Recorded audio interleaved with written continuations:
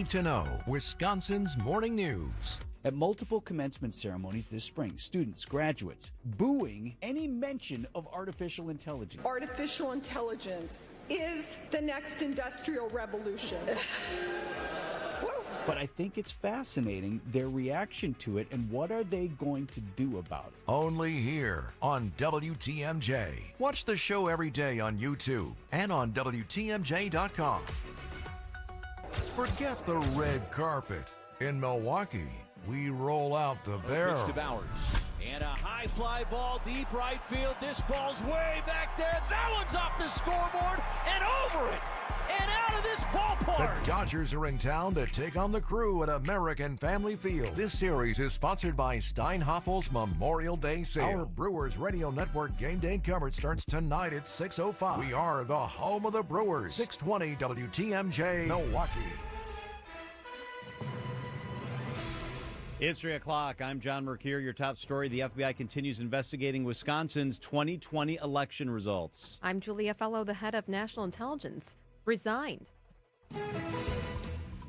I'm Debbie Lazaga, and we start off with a few crashes. First of all, crash on the ramp from Greenfield Avenue to 894 northbound, so watch out for that. We've also got one on westbound 894 right at the ramp from 4394 southbound. That one's off on the right shoulder. We've also got one on, there's the other, where'd the other one go? Well, 4394 northbound. There it is. Just past Howard Avenue. The left shoulder is blocked, so it's kind of in a weird spot. You do want to be extra careful heading through that. None of these are in traffic, thank goodness. Southbound 41, heavy from just before Good Hope Road all the way to Capitol Drive. Northbound from about Mayfair Road's going to be heavy all the way to Silver Spring. And southbound 43, heavy from Capitol down to the Marquette. I'm Debbie Lazaga with your WTMJ Time Saver Traffic. Tonight, slight chance for showers, a low of 48. Tomorrow, mostly cloudy, a high of 61. From the WTMJ Breaking News Center, the FBI is investigating aspects of Wisconsin's 2020 election and plans to interview Milwaukee police officers. The questioning is expected to focus on officers assigned to polling locations and Milwaukee's central count site. The Milwaukee Journal-Sentinel reports the federal investigation is still in its early stages. It follows similar election-related reviews in states like Georgia and Arizona. Officials have not announced any criminal charges or findings. The 2020 election results in Wisconsin have gone through multiple reviews, including recounts and audits, all of which to this point have upheld the outcome.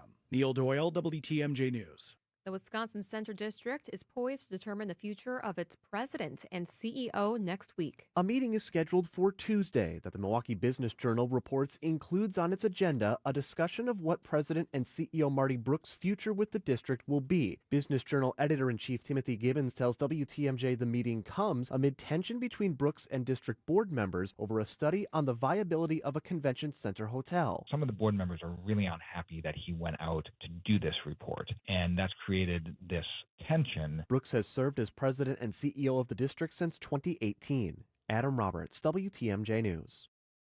Governor Tony Evers is formally requesting federal disaster aid following storms and flooding last month that caused widespread damage across Wisconsin. State and FEMA assessments found $27 million in damage to homes, infrastructure, and public facilities. The governor's request asks President Trump to approve public assistance for nearly 20 counties, including most of southeast Wisconsin. Federal officials will now review the request before the president makes a final decision. Cleanup and demolition work continues following the massive warehouse fire in Milwaukee earlier this week at 32nd and Hampton. The property will remain active demolition site for the next 2 weeks. Investigators are treating the fire as suspicious and arrested a 22-year-old woman, but formal charges have not yet been filed. Tulsi Gabbard is stepping down as Director of National Intelligence, citing her husband's health.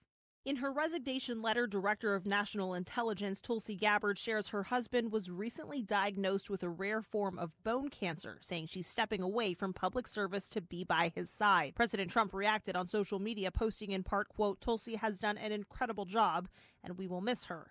In recent months, Gabbard and the Trump administration appeared out of sync, sending mixed messages ahead of the war with Iran. Gabbard is now the fourth cabinet member to leave the administration in 3 months. All have been women. Her last day will be the end of June.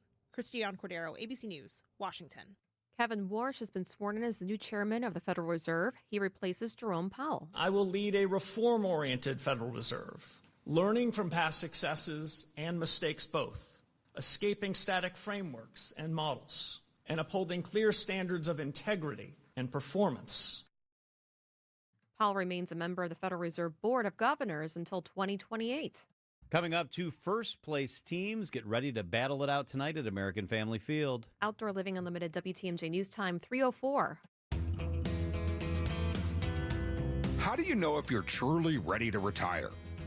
Hi, I'm Tony Drake, certified financial planner and founder of Drake & Associates right here in Wisconsin. Many people focus on just one number, how much they've saved.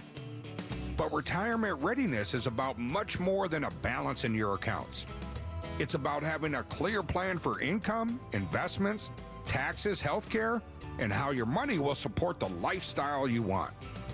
Without that coordination, even a large nest egg can run into problems over time. At Drake & Associates, we help families create retirement plans designed to answer the big question, will your income last? Are you taking too much risk? And are there opportunities to reduce taxes along the way? To help you start thinking through those questions, I've created a complimentary retirement toolkit. It includes my book, Get Retirement Ready, and 5 practical guides covering investments, taxes, and retirement income strategies. Call 414-897.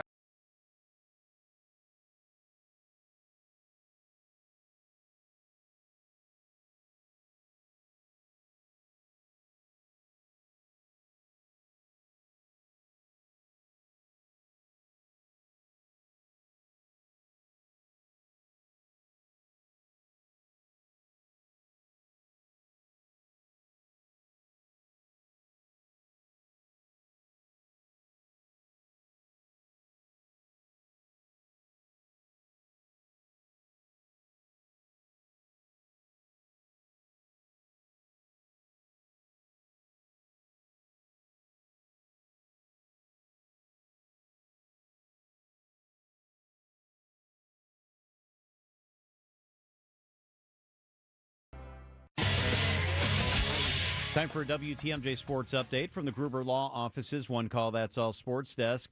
Following a 3-game sweep of the Cubs, the first-place Brewers are back home for Game 1 of a 3-game series against the first-place Dodgers. Brewers pitching begins the series with the third-best ERA in all of baseball. Hookie has just been phenomenal with these types of guys, whether it's Corbin Burns or Brandon Woodruff or Freddie Peralta, et cetera. I mean, all these guys have just flourished underneath Chris Hook and Jim Henderson, and I'm just so thrilled to partner with those guys every day. They're wonderful. That's Brewers President of Baseball Operations, Matt Arnold. Coverage of tonight's game starts at 6:05 on WTMJ. We are the home of the Brewers, and the Packers begin organized team activities on Tuesday of next week. Outdoor Living Unlimited WTMJ News Time 3:07. We demand a lot of our shoulders and hands, our hips and knees, our backs and feet. They do life's heavy lifting, so we owe them the greatest attention in return. The Froedtert and the Medical College of Wisconsin Health Network provides expert orthopedic and spine care to help you move, lift, turn, and reach with the most possible ease. Whether you have a sports-related injury or a nagging condition that just won't go away, excellence should always be an option. So we make our care available in nearby locations and offer same-day ortho and spine appointments when relief can't wait. It's how to recover quicker, prevent small concerns from becoming big ones, and solve complex issues with the expertise you can only get with academic medicine. We're given just one body, so let's tend to it, check in on it. Let's give it the greatest of care, because when it's tuned up and injury-free, we can always be pushing ahead. To learn more about our nationally recognized orthopedic and spine care, visit Froedtert.com/ortho.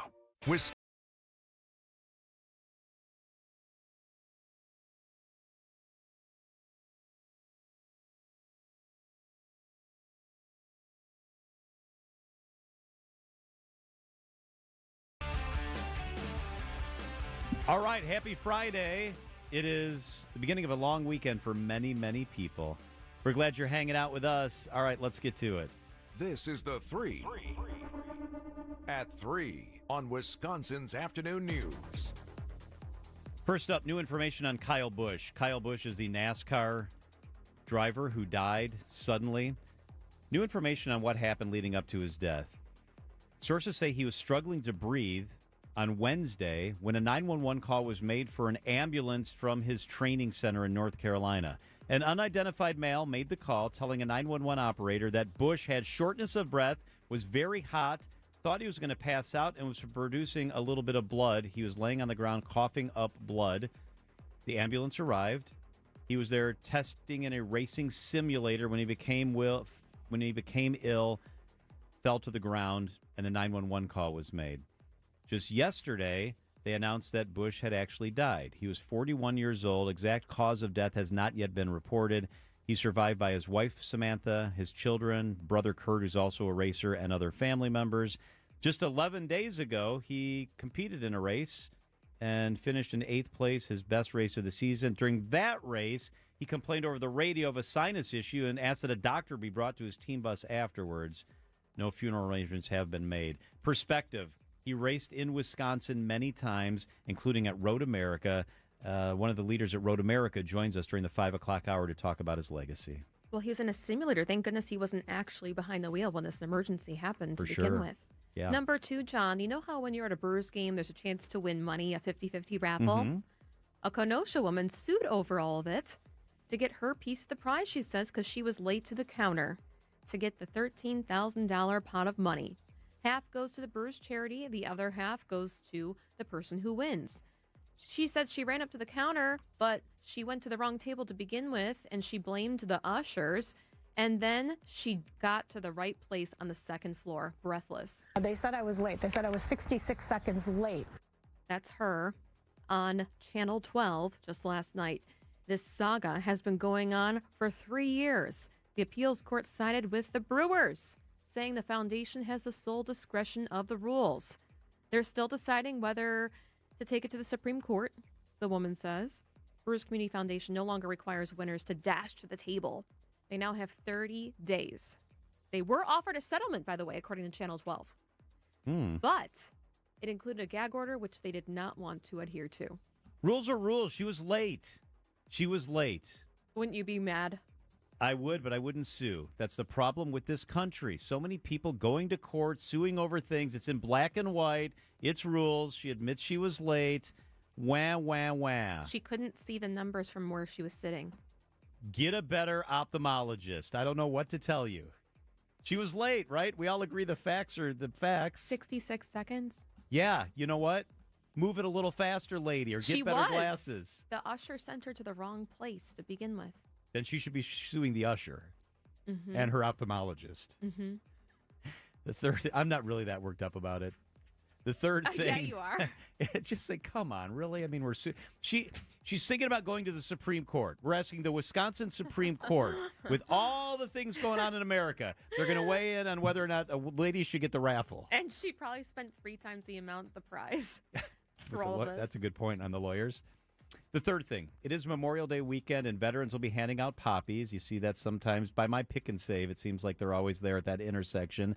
Poppies, it's the little red flower.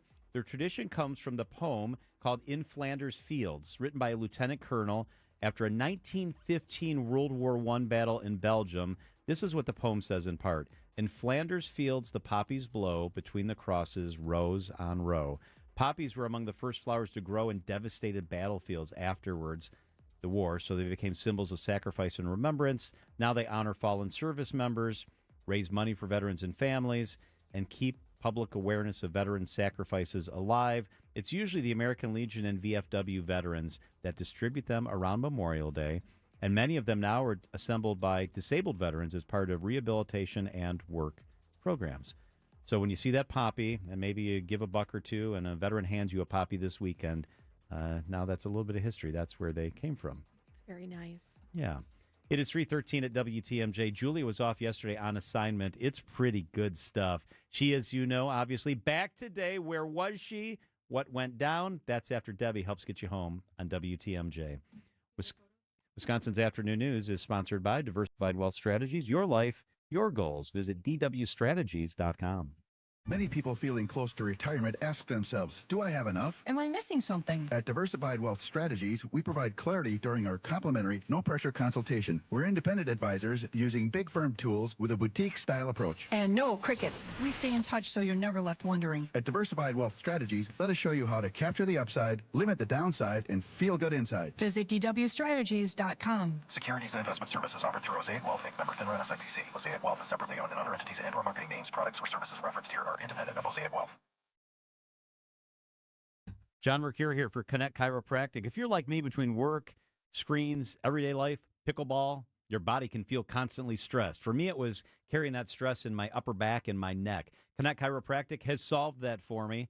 They don't just treat the symptoms, they focus on the root cause. They use neurologically focused care to help your body actually function the way it's supposed to. It's nuanced, it's gentle. They also see families, helping kids with focused sleep and overall wellness, migraines, tension, tech neck. All that can be solved by Connect Chiropractic. 3 locations, award-winning. It's Connect Chiropractic. Lake Geneva is the Midwest's premier golf destination, featuring breathtaking views, crystal clear lakes, and rolling fairways. Treat yourself to an all-inclusive golf getaway with courses designed for all skill levels, luxurious lodging, distinctive dining, and a relaxing spa. Plan a Lake Geneva group golf outing, a corporate event, or a weekend getaway with friends or family. Their pros will help you plan a memorable golf experience. For info on courses and more, visit lakegeneva.com today. Lake Geneva, it's always been the place for legendary golf. Hey, this is WTMJ Steve Scaffidi. Have you listened to WTMJ Outdoors yet? Well, what are you waiting for? Every Saturday at 2 right here on 620 WTMJ. Stories of the outdoors in Wisconsin and beyond as we celebrate everything in recreation. This week and every week on WTMJ Outdoors, you have an idea for a guest or a topic, send them my way. Easy way to do that. Email me at steve.scaffidi@WTMJ.com. We'll get them on. It's WTMJ Outdoors, presented by Outdoor Living Unlimited. Traffic and weather begins with Debbie Lazaga. Hey, Deb. Hey there, John. We got a few accidents to deal with. First of all, one on the ramp from Greenfield Avenue to 894 northbound. So watch out for that. It is out of traffic, though. We do also have one on 4394 northbound just before Holt Avenue. It is off on the left shoulder. And then one more on the ramp, or just coming off of the ramp from southbound 4394 to 894 westbound. So that's going to be tying up your ride just a little bit. Southbound 43, slow from Capitol Drive down through the Marquette. Westbound 94, you're looking at delays from 35th Street all the way to Hawley Road. Some more delays west of Highway 16, pretty much all the way out past Gulf Road. So give yourself that extra time if you're heading out. We've got eastbound backing up as well from about Mitchell Boulevard to 35th Street. I'm Debbie Lazaga with your WTMJ Time Saver Traffic. The WTMJ 5-day forecast. Tonight, slight chance for showers, a low of 48. I think I'm going to try to mow the lawn as soon as I get home from work. I'm going to knock that out. Tomorrow, mostly cloudy, a high of 61. Tomorrow, partly sunny, a high of 73. Monday, that's a great day, Memorial Day. Sunshine and 80 degrees. Tuesday, mostly sunny, a high of 82. It's currently 56. 3:17 on WTMJ. Hey, I wasn't here yesterday. We Did missed you miss me? Yes, absolutely. You texted me, I did. and then I texted you back Yeah. where I was. A cool picture you texted me, actually. Yes, you can text WATCH to 855-616-1620. You can see all the pictures I took at the governor's residence. Oh, that's fun. In Maple Bluff. That's just outside of Madison. So I'm on the board of Special Olympics Wisconsin, and the governor and first lady of Wisconsin wanted to hold a special reception for a send-off of the athletes, coaches, and families. I wanted to do it in style to thank them for all of their hard work, and they're going to be competing in the USA Games in Minnesota. Here's the governor giving his remarks. And we are very, very proud of each of the coaches and the 100 athletes and supporters who are part of Team Wisconsin, where everybody is welcome, everybody is included, and everybody is celebrated. And all of you are role models and an inspiration to all of us going forward. We're going to be watching you, making sure that you're doing well, and You know, the Special Olympians represent us as a state. Yeah. Yeah. Let's go. So after that, he was speaking to some of the athletes, and one of them gifted him her medal. It was so cute. That's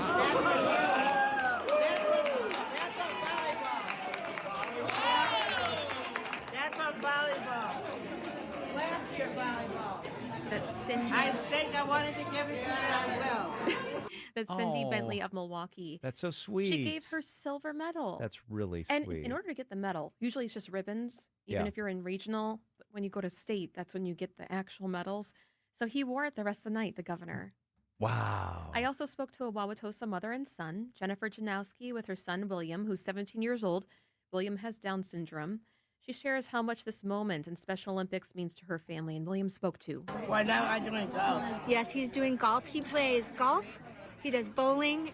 He's also playing soccer right now, and he does basketball as well. And it's friendship, it's activity and movement, learning new skills, learning how to be part of a team, learning how to deal with defeat with grace, and how to win with kindness. Given the other climate going on in government with the big, beautiful bill and Medicaid pressure, it's just really nice to see the goodness and the kindness winning. Love wins, right? So I so much appreciate this, especially in that climate.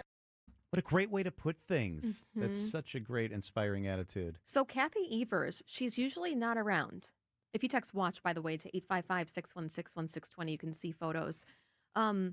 I asked her, I was able to talk to her, what she loved most about her role. And she says this, meeting people, meeting all different types of people. And I told her what a magnificent place the governor's mansion is. You know, when you walk in, there's a huge fountain, John. You've been there before, right? Yeah, it's beautiful. It's more than 23,000 square really feet. beautiful. If you include the basement. It's on the water. Yes, it features at least 10 major garden areas during certain times of the year. Mhm. And it's home to more than 15 governors so far. There were 17 at the other location and their families. It was built in 1928. 2 grand staircases as you walk in. And the photo that I took where you see the fountain, you can see some people in wheelchairs getting in. So it has ADA access. And then when you walk outside and you stroll through the garden, you can sit out on the terrace in the back and you have a view of Lake Mendota and the Madison skyline. It's stunning. It's really, really beautiful. I asked her, "Do you live here? Do you live in the mansion?" And she says, "Yes, we live upstairs in a really small area." How small? Small to her, right? Exactly. It's only 5,000 square feet They have a huge industrial kitchen, John. for preparing food like you guys had. Yeah, they had a wonderful reception, a buffet, really nice food. I didn't have any of it. I was just too excited. You were busy. You were working. I was. And there was people from all aspects of Special Olympics, the athletes and their families, the volunteers, the president and CEO, the Special Olympics staff, everybody with smaller organizations that work alongside Special Olympics. So it was really kind of breaking barriers that no matter what, if you have intellectual or developmental disabilities, you, as much as everybody else, belong in the governor's mansion. You are just as welcome as everybody else. And Kathy Evers also pointed out to all the artwork that they put around the mansion. She told me that each one is made by artists from across our state. So the one that was right above the fireplace, it was called Wishes in the Wind, a realistic 2010 oil on linen painting by Milwaukee-based portrait artist David Lenz. It features 3 children from a diverse, vulnerable background playing with bubble wands on a Milwaukee street, representing a quiet plea to protect and care for children who often lack a voice. So they put up different type of artwork depending on who the crowd is and comes. Oh, that's really cool. I didn't realize that. And then right down the hall, I noticed a really big, beautiful bust of Abe Lincoln. So there's a plaque actually explaining, why am I here? Why is a bust of Lincoln here? And it states that Lincoln fought in the Black Hawk War in 1832 to get the people out of Illinois and Wisconsin territories at the time. And as president, Lincoln reviewed the Union troops at Camp Randall in Madison. Just How down cool the is that? street. Yeah. A lot of people were going up to Governor Evers and saying, "Do you remember me?" No, that's a rough question. How many people meet? Thousands, literally, all the time. Has That puts him in a happened to really you? tough situation. It happened once at Home Depot not that long ago. A lady came up to me and she said, "Hi, John." And I said, "Hi, I'm John." And she said, "You don't remember me, do you?" And it took me back. I said, "You look really familiar. To be honest, I don't." And she looked really sad. Do you really say that to someone, to actually say, "You don't remember who I am, do you?" Well, then don't get sad when you say it. Right. And I didn't. She met me through an honor flight event, and we have hundreds of volunteers and supporters. And Someone at the bar over here when I was leaving was asking how everything went, and yeah, remember that 10 years ago? And I'm like, yeah, oh yeah, that was great. The yeah. governor was kind of doing that too. I asked him if he was jazzed as hell. Oh, what'd he say? He was. Yes. Very much so. I asked him that after he got his little medal from one of the athletes. That's such a great touch Yeah. to give the medal. That's So really, coming really up an hour from now, we have Chad Hirschner. He's the president and CEO of Special Olympics Wisconsin, to talk about what he saw and Awesome. everything that's going on with the state games. And that's coming up next month. And then the USA Games coming up in Minnesota. Oh, it'll be good to talk to Chad. That'll be in less than an hour on WTMJ. Let's check the markets on this Friday. Great way to end the week. It was a really good week. Here we go. The Annex Wealth Management Market Update. The Dow was up 294 points, more than 0.5%. The NASDAQ was up 51. That's 0.2%. The S&P 500 climbed 28 points today. That's where a lot of our retirement money sits. It was up more than 0.33%. Annex Wealth Management is financial planning at every level. The Milwaukee Symphony Orchestra invites you to embark on a special journey across American music when it presents America the Beautiful, Patriotic Pops, May 22nd through the 24th at the Bradley Symphony Center. Celebrated trumpeter, vocalist, and principal pops conductor Byron Stripling will be your charismatic guide across a wide variety of genres that help define America's musical language, from folk songs and spirituals such as Shenandoah and Amazing Grace, to patriotic staples such as Stars and Stripes Forever, plus hits from the worlds of ragtime, jazz, and even R&B.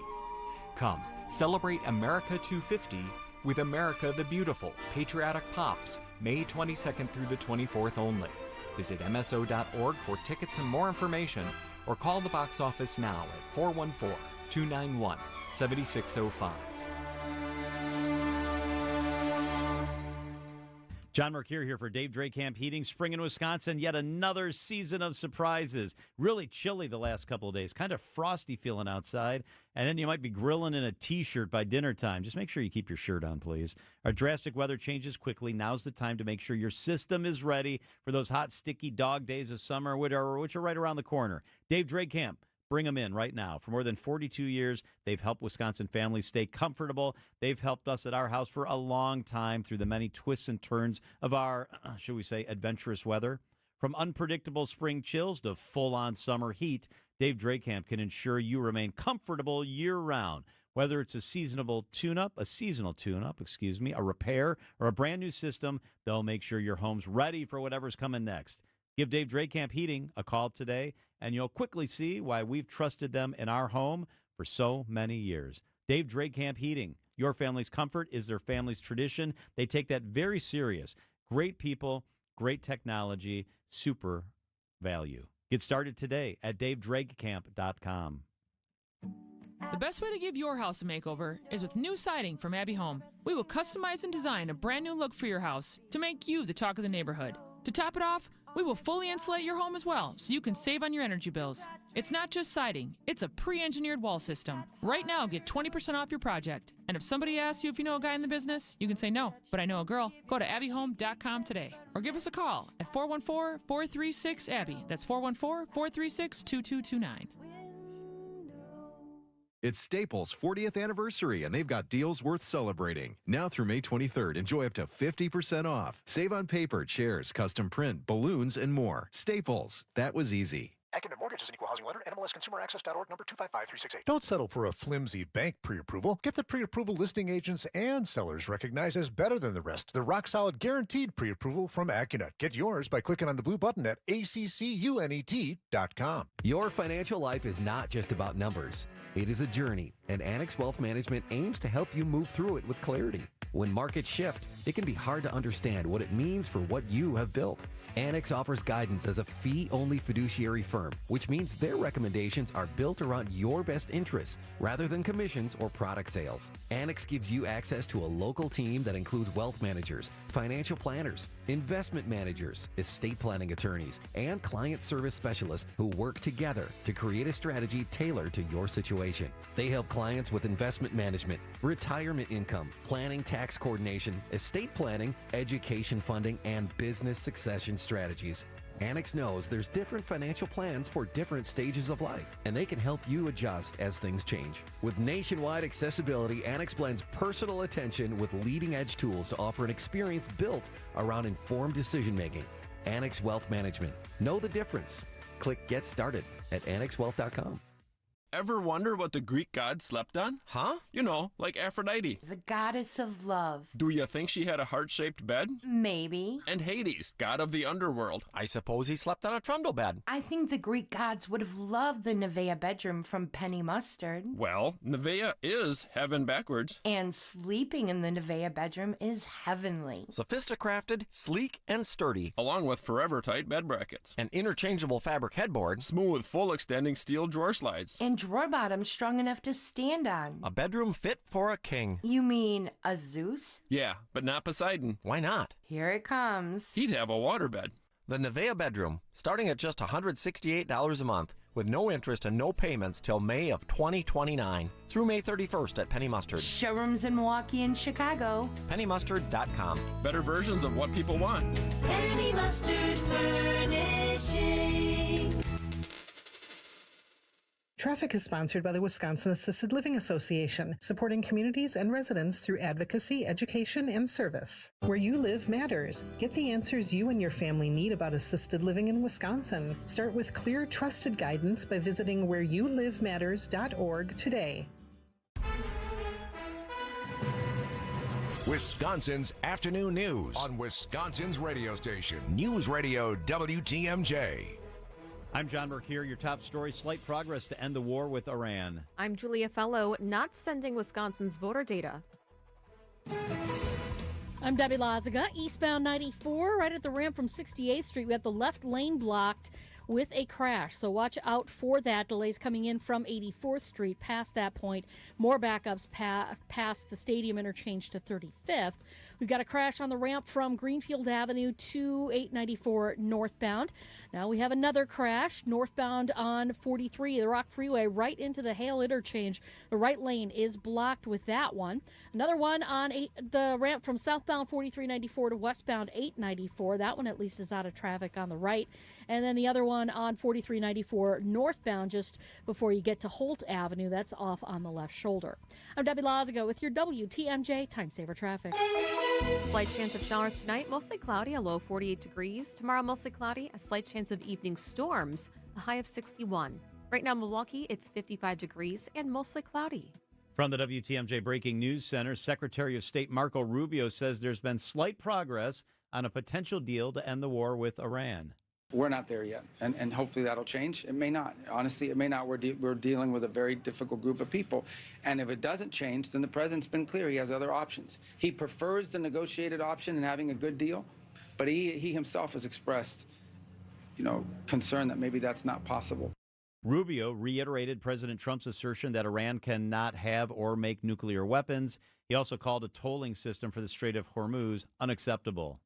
A judge just tossed out a federal indictment charging Kilmar Abrego Garcia, the Salvadorian man the Trump administration deported last year. CBS Cammie McCormick. A judge in Tennessee threw out the charges on the grounds the Justice Department's prosecution was vindictive and selective. It's a massive victory for Abrego Garcia, a legal U.S. resident. His case has been a flashpoint in the president's immigration crackdown after he was mistakenly deported to El Salvador and returned, and then charged with 2 counts of human smuggling, to which he pleaded not guilty. Trump administration officials have said Abrego Garcia cannot remain in the United States. A lawsuit from the U.S. Department of Justice that sought to obtain a list of personal voter information for every Wisconsin voter has been dismissed. A federal judge ruled that the DOJ's request for data, including partial Social Security numbers and driver's license numbers, is unlawful. This was one of more than 24 lawsuits filed against states with Democratic governors in an attempt to access voter data. The Wisconsin Elections Commission says Wisconsin's voter list of just names and addresses is available for purchase, but state law prohibits other confidential information from being released. Jessica Gatso, WTMJ News.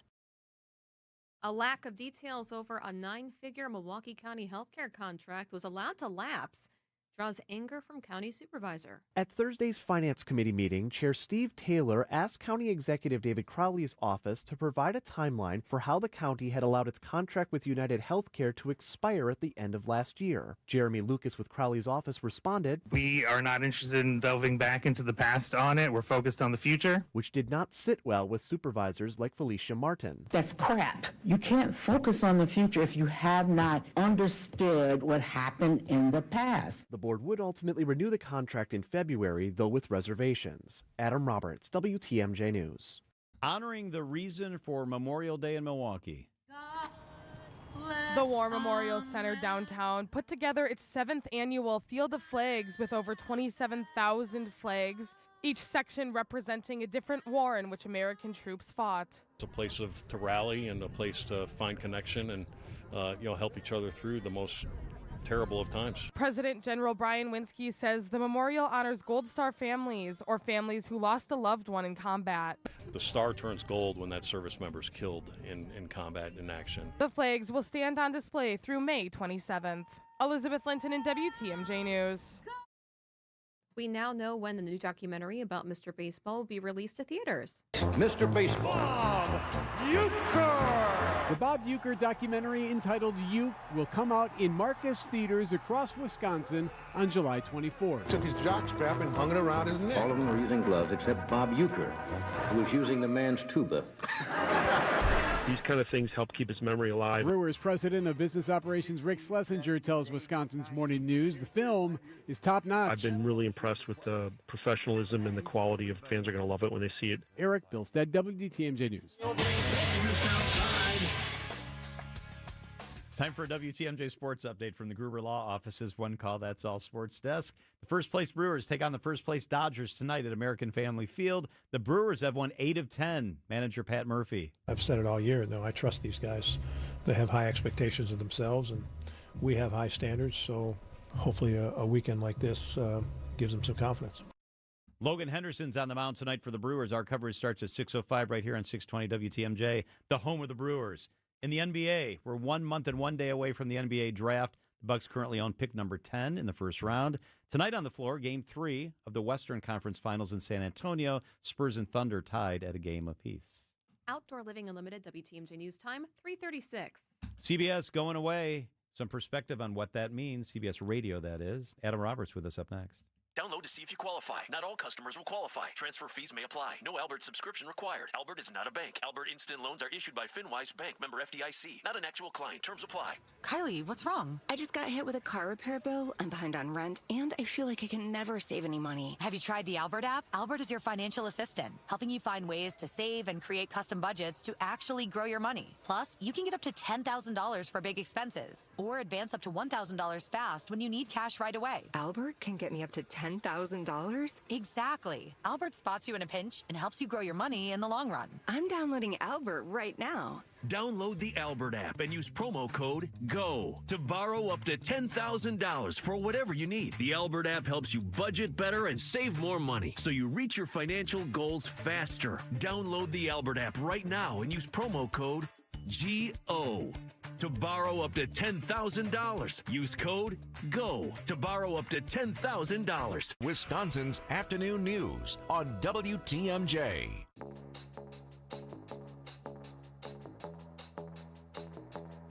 We spent a lot of time on this program talking about the future of Marty Brooks. He's the leader of the Wisconsin Center District, the Baird Center, the arena downtown, all of that stuff. Could he be on his way out? WTMJ's Adam Roberts joins us in the studio. Good afternoon, Adam. Good afternoon to you both. And yeah, it seems like we've asked that question a lot over the last few months for different reasons.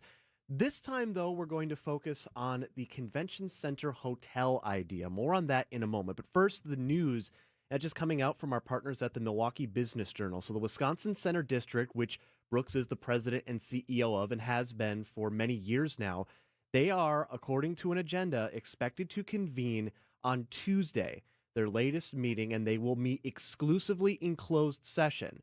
And they are expected, according to the Business Journal, to review their options potentially for terminating Brooks.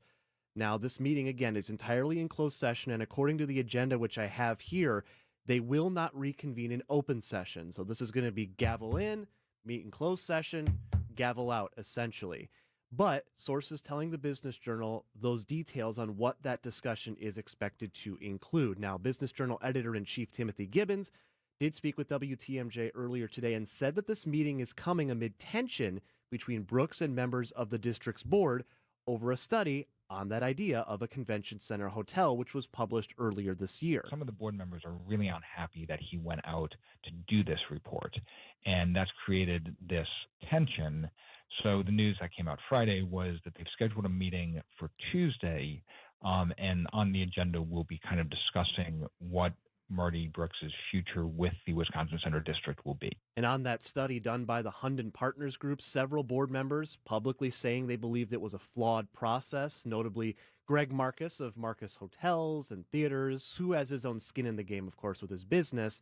Also, Alderman Bob Bauman, who runs the downtown area, very much seems like nothing was accomplished with this in his eyes. So this is not the first time, as I mentioned, they've met on this matter. They did hold a 90-minute closed-door meeting on May 15th, Bauman telling the Journal that Brooks was the subject of that discussion as well. So this has been something that has been happening more often, but this time it appears they actually, according to those sources, could be discussing their options for terminating him. I have really good sources on the board, and it's interesting because they're not getting back to me at all. They are not wanting to touch this at all, although one of them that did get back to me said, this has nothing to do with the allegations that Common Council President Jose Perez made. Okay, maybe it's back there somewhere, but I do believe when you look at the power source that's on the board, it's the hotel. They feel threatened. Their livelihood feels threatened by this hotel, and they don't like that basically the deal came back that we need to build a new hotel. But I have to believe the Perez thing plays some role in this, maybe. Absolutely. In the back of someone's mind with decision-making. How could it not? I mean, it definitely wasn't good for the reputation of the board, although we need to point out Marty Brooks was never charged with doing anything wrong related to Jose Perez. Specifically because the DA's office thought they could not find any reasonable way to bring those charges and actually make a case against him. Now, it is interesting. This board meeting happens on Tuesday, and if they ultimately do take that route of we are going to terminate the contract we have with Brooks, which runs until 2028, he's still in a deal right now. There are a few options they can take, and Rich Kirchen kind of lays them out here. One of them is mutual agreement, which seems very unlikely given the butting of heads that seems to be happening behind the scenes with this.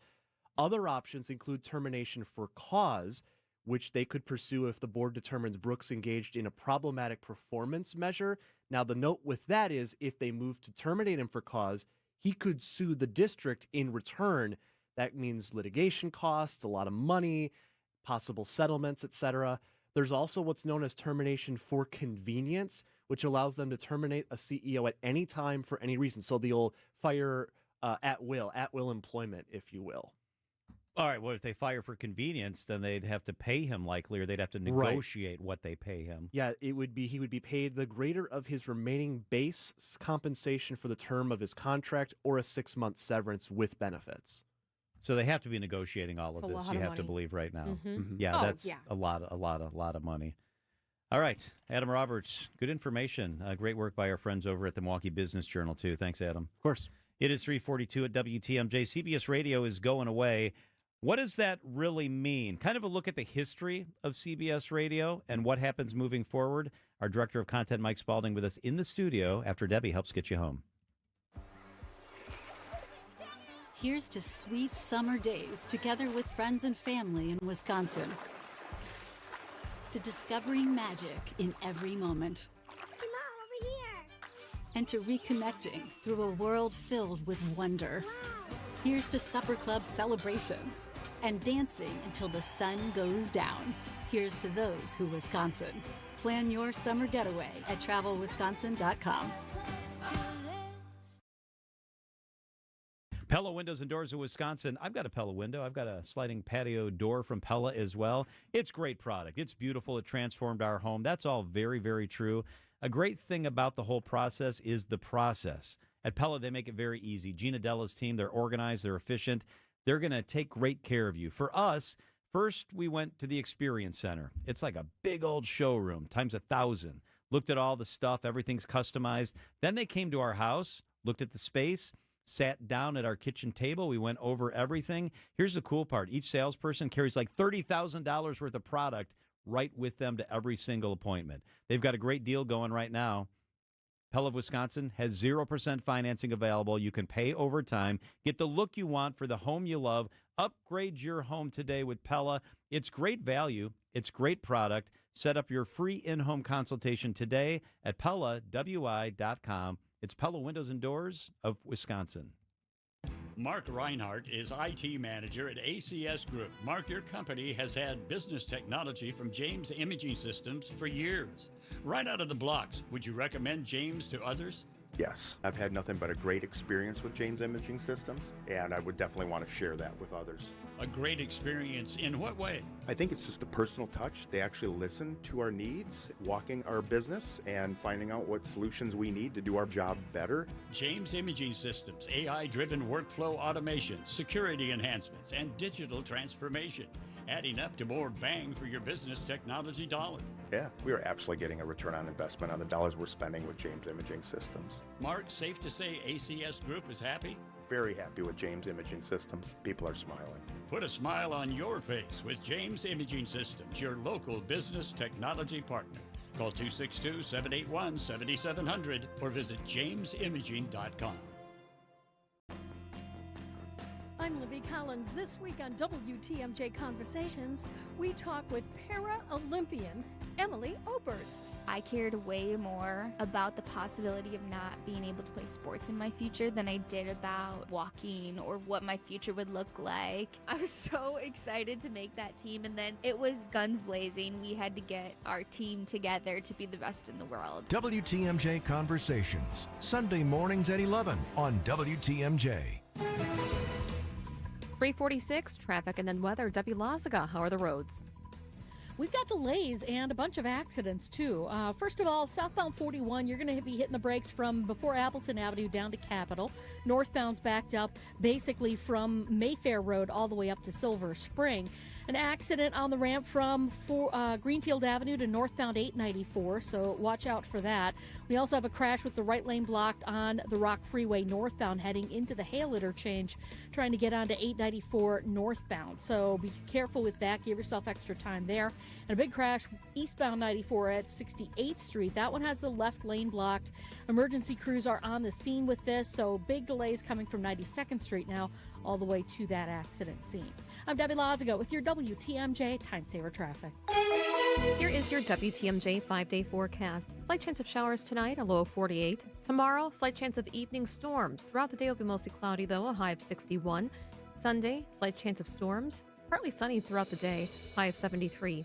Then for your Memorial Day, sunny and warm, a high of 80 degrees. Tuesday, mostly sunny, a high of 82 degrees. Right now, Milwaukee, it's 56 degrees and mostly cloudy.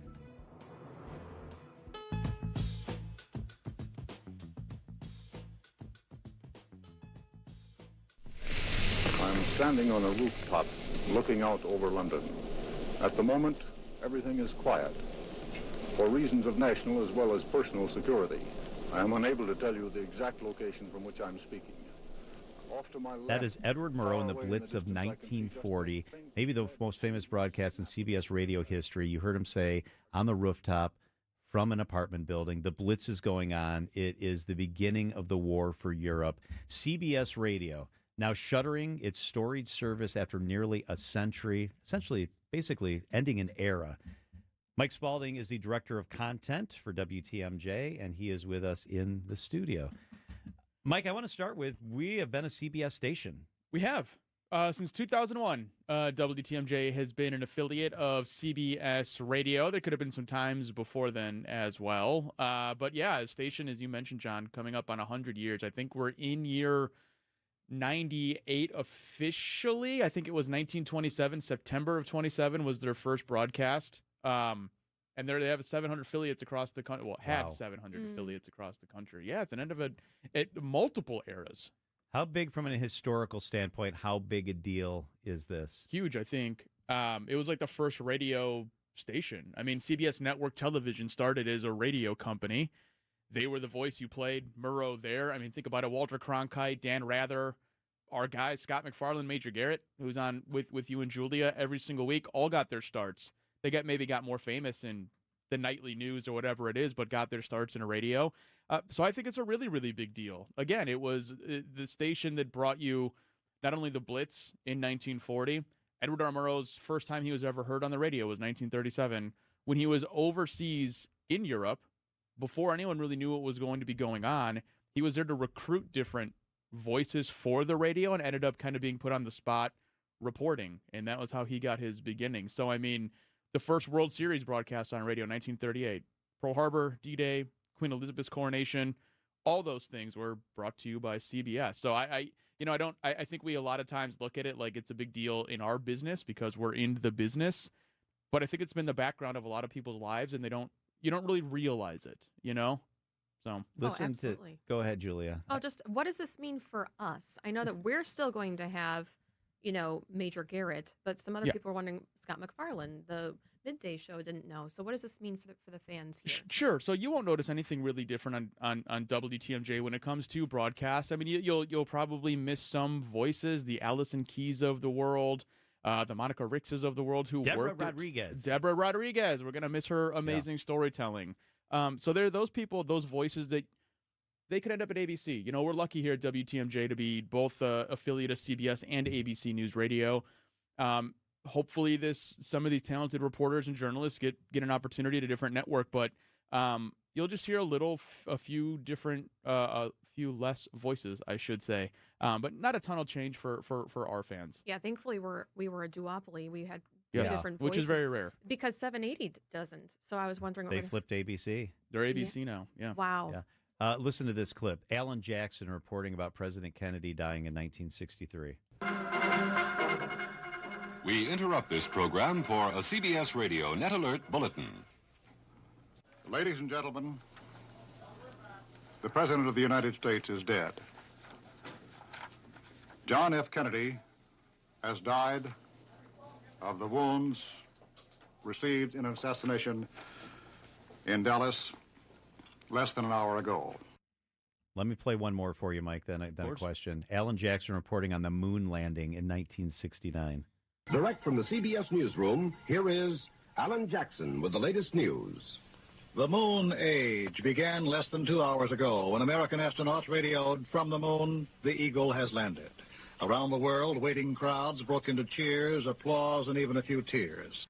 Mike, a lot of what we have today, whether you want to go to TV, which has now been around for quite some time, or podcasting, really takes its root in what we're listening to there, in radio, in audio, in stuff that replaced the newspaper 100 years ago. Yeah, Oprah Winfrey, right? Ryan Seacrest, all got their starts in radio broadcasting. The one thing when I think about CBS going away isn't necessarily like, how does it impact our radio station? Sure, we change things around and move things around, but I think in this world of information that we are in, of mass information, you can go on your phone right now and find a billion different stories about a billion different things.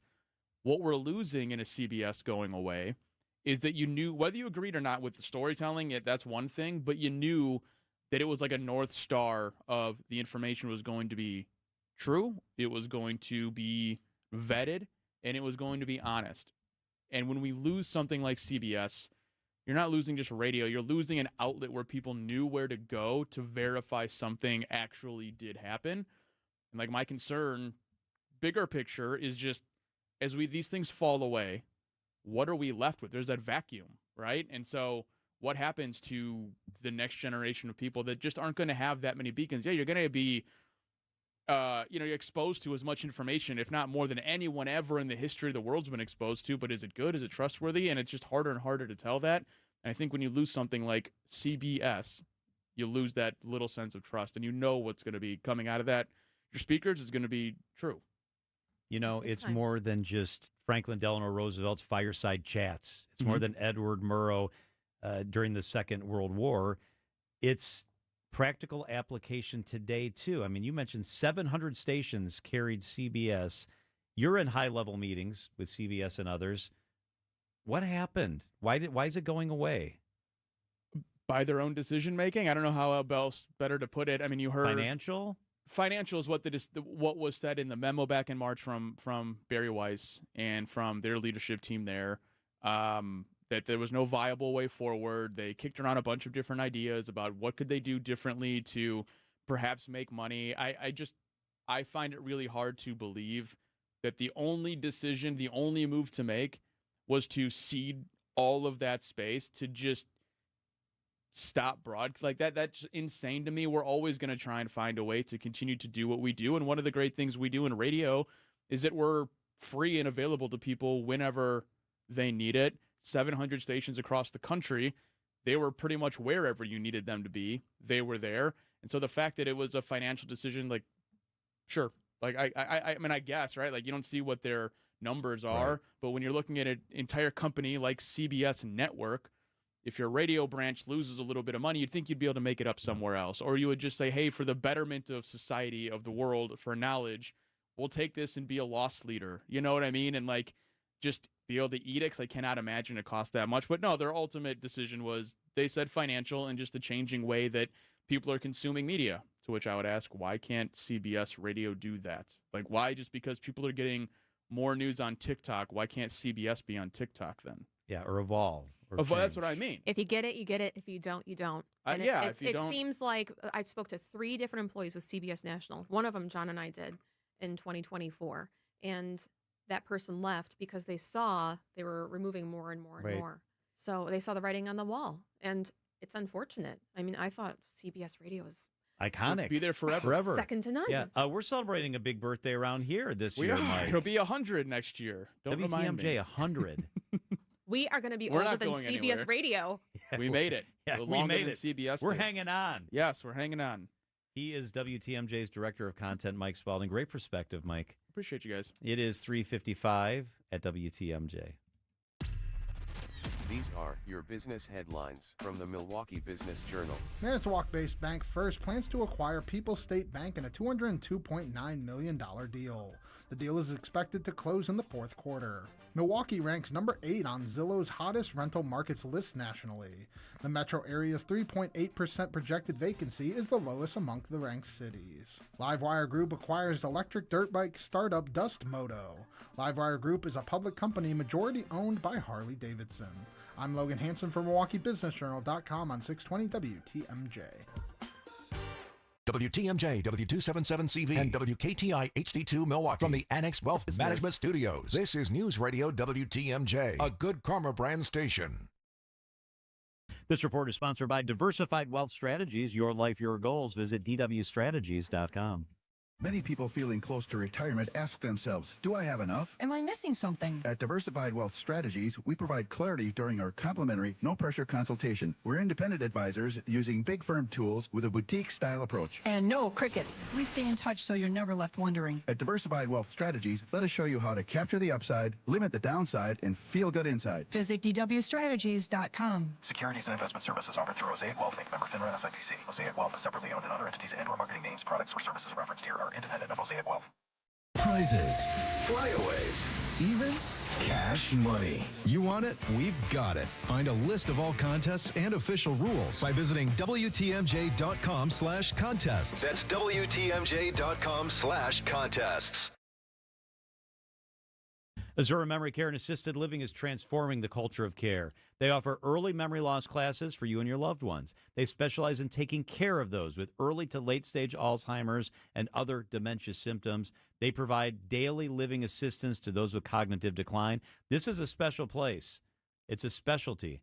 They take care of your family like they're taking care of their own family. It's Azura Memory Care and Assisted Living. Many locations in Southeast Wisconsin, all state-of-the-art, all comfortable, and all beautiful. Wisconsin-based, family-owned, it's Azura. This message reaches 1 million people or more every week. Spreading the gospel is more than one voice speaking to 1 million. It is and must continue to be a million voices, each speaking to one, pointing them to our friend Jesus. The Lutheran Hour with Dr. Michael Ziegler. The Lutheran Hour, Sunday mornings at 6:30 on WTMJ.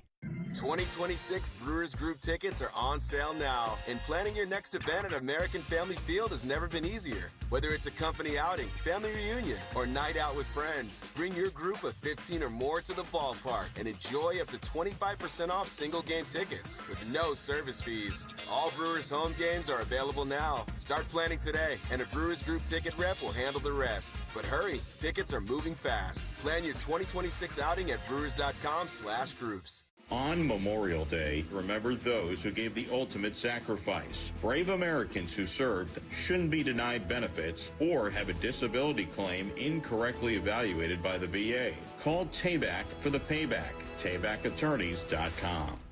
Transform your home today. Exterior Pros. Trust the pros. Forget the red carpet. In Milwaukee, we roll out the barrel. Pitch to Bowers.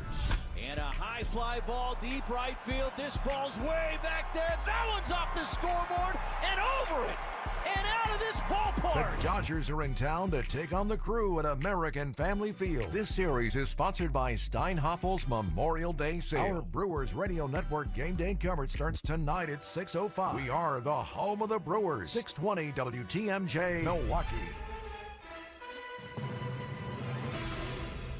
It's 4 o'clock. I'm John Mercure. Your top story: charges filed for starting a 5-alarm fire. I'm Julia Fellow. 2 lawsuits filed over the proposed anti-weaponization fund. I'm Debbie Lazaga. Eastbound 94 backing up from Barker Road to Brookfield Road, back on the brakes past Calhoun, and then from 92nd Street all the way to about Hawley Road. There's an accident at 68th Street that still has the left lane blocked. Emergency crews are on the scene. Looks like there were some injuries involved, so you want to be careful with that. Westbound, you're seeing delays from about 30th Street all the way to Hawley Road. Southbound 43, a delay from just before Capitol Drive all the way down through the Marquette and onto the high-rise bridge. The northbound side, we do have a crash just before Holt Avenue on the left shoulder. It's getting hooked up to a tow truck as we speak, though. Delays from Howard up to that point, and then more backups from the base of the high-rise bridge up past Locust. I'm Debbie Lazaga with your WTMJ Time Saver Traffic. Tonight, slight chance for showers, low of 48. Tomorrow, slight chance for rain, a high of 61. From the WTMJ Breaking News Center, a woman is facing charges over a fire at an abandoned building. According to a criminal complaint, 22-year-old Ellen Stevens admitted to exploring the abandoned building at North 32nd and West Hampton Avenue with friends Wednesday before smoking a cigarette on the roof. She then allegedly threw the butt of the cigarette through an opening, stating she noticed smoking when she left but believes she had stomped it out. Later, after hearing about the fire, she posted to Snapchat that she, quote, may or may not have lit the building on fire by accident. Stevens is charged with misdemeanor negligent handling of burning material. Elizabeth Linton in WTMJ News. Milwaukee County leaders are pushing to make their largest investment to address homelessness. County Executive David Crowley and the Department of Health and Human Services want to redirect more than $2 million in federal funding towards rental assistance. County officials say the money would help cover security deposits and up to 2 years of rent. The County Board of Supervisors are considering it for next month. Support is continuing to grow for a Milwaukee community leader being held by federal immigration authorities. More than a half dozen members of Congress and over 200 organizations nationwide are calling for the release of Salah Sarsour. Sarsour is president of the Islamic Society of Milwaukee and was detained by ICE back in March. Supporters argue his detention is tied to his political activism and raises concerns about free speech and civil liberties. Federal officials claim Sarsour was taken into custody due to issues tied to his immigration status and overseas connections. His next immigration court hearing is scheduled for June 10th. Neil Doyle, WTMJ News. The Trump administration's $1.8 billion compensation fund to pay those who claim they were targeted by the Biden administration is now at the center of 2 federal lawsuits. The Department of Justice's attempt to launch an anti-weaponization fund has sparked accusations of self-dealing and a bipartisan uproar over the possible use of taxpayer money to pay rioters who attacked the Capitol on January 6th. In a new lawsuit filed Friday, a coalition of nonprofits alleged the fund bypassed Congress's authority over federal spending and violated the 14th Amendment. Two police officers who defended the U.S. Capitol during the January 6th attack also sued earlier this week and asked the judge to halt the creation of the controversial fund. Peter Harlamus, ABC News. A bipartisan group of senators wants to know why aid to Ukraine has been held up and what message that sends to Moscow. CBS's Cammie McCormick. The senators want to know why there have been delays by the Defense Department in sending $600 million in security aid to Ukraine and other allies in Eastern Europe. The money was allocated by Congress last year, and even Republican lawmakers are questioning whether the administration is disengaging with Ukraine. Hegseth said at a recent hearing the money had been released and a spending plan would soon be sent to lawmakers, but that promised deadline has come and gone. Experts say the millions in security aid for Ukraine is relatively small. Hoping to keep the winning streak alive. Coming up. Outdoor Living Unlimited WTMJ News Time, 4:04. Warmer weather is finally here, and that means cookouts, ball games, and maybe enjoying some time on the water. But it also means lots of heavy food, sweets, and maybe an extra adult beverage or two. Thank goodness we both take Active Liver from New Nordic. Did you know your liver works around the clock processing food, sugar, alcohol, and everyday toxins? All the things that can really impact your health. That's why daily support matters. Active Liver is designed to protect normal liver function and support your body's natural detox process. With trusted natural ingredients like milk thistle, turmeric, and artichoke extract, it's gentle enough to take all year long. No harsh cleanses, no extreme detoxes, just simple daily liver support. We really feel the difference. Active Liver helps us enjoy the good things in life with peace of mind that our liver isn't working overtime. Active Liver is available online at Amazon or NewNordicUSA.com, and you can find it in stores at CBS, Meijer Grocery, Wegmans, and now Active Liver is available at your local GNC. WTMJ's John Mercure here for Griffin Ford in Waukesha, and they've got something big going on. It's the Ford American Value. For American Value's employee pricing event. Right now, you pay what employees pay. That's employee pricing on a huge selection of new Fords. And here's what really stands out. Griffin Ford has one of the largest inventories in Wisconsin, so you're not settling. You're picking exactly what you want. Right now, they've got about 12 Ford Escapes left, starting under $30,000. 51 brand new 2026 Ford Explorers. That's the vehicle I have. All-wheel drive, in stock, starting under $40,000. I bought mine at Griffin. And just in time for Memorial Day weekend, Griffin Ford has more than 50 2025 and 2026 Ford F-150s in stock. Savings of up to $15,000 off when you're ready to hit the road. If you've been thinking about a new truck or SUV, this is the time. Stop into Griffin Ford on Main Street in Waukesha or shop online at griffinford.com. It's Griffin. Time for a WTMJ Sports update from the Gruber Law Offices. One call, that's all Sports Desk. Following a 3-game sweep of the Cubs, the first-place Brewers are back home for a game one of a 3-game series against the first-place Dodgers. Coverage of tonight's game starts at 6:05 right here on WTMJ. And the Packers begin organized team activities on Tuesday of next week. Outdoor Living Unlimited, WTMJ News Time, 4:07. This report is brought to you by Siding Unlimited. It's siding and a whole lot more. Visit sidingunlimited.com. Time to upgrade your windows that are failing, drafty, foggy, and just flat out unbearable to deal with.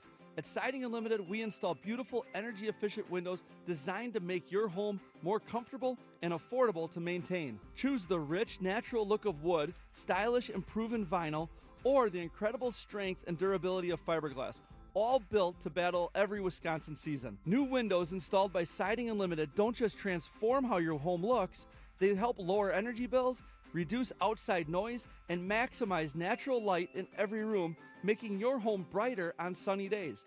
Trust the local family-operated Siding Unlimited to be the company of choice for your next window project. Proven to be the best by earning Pella's prestigious Platinum Premier National Certified Contractor of the Year award 5 times.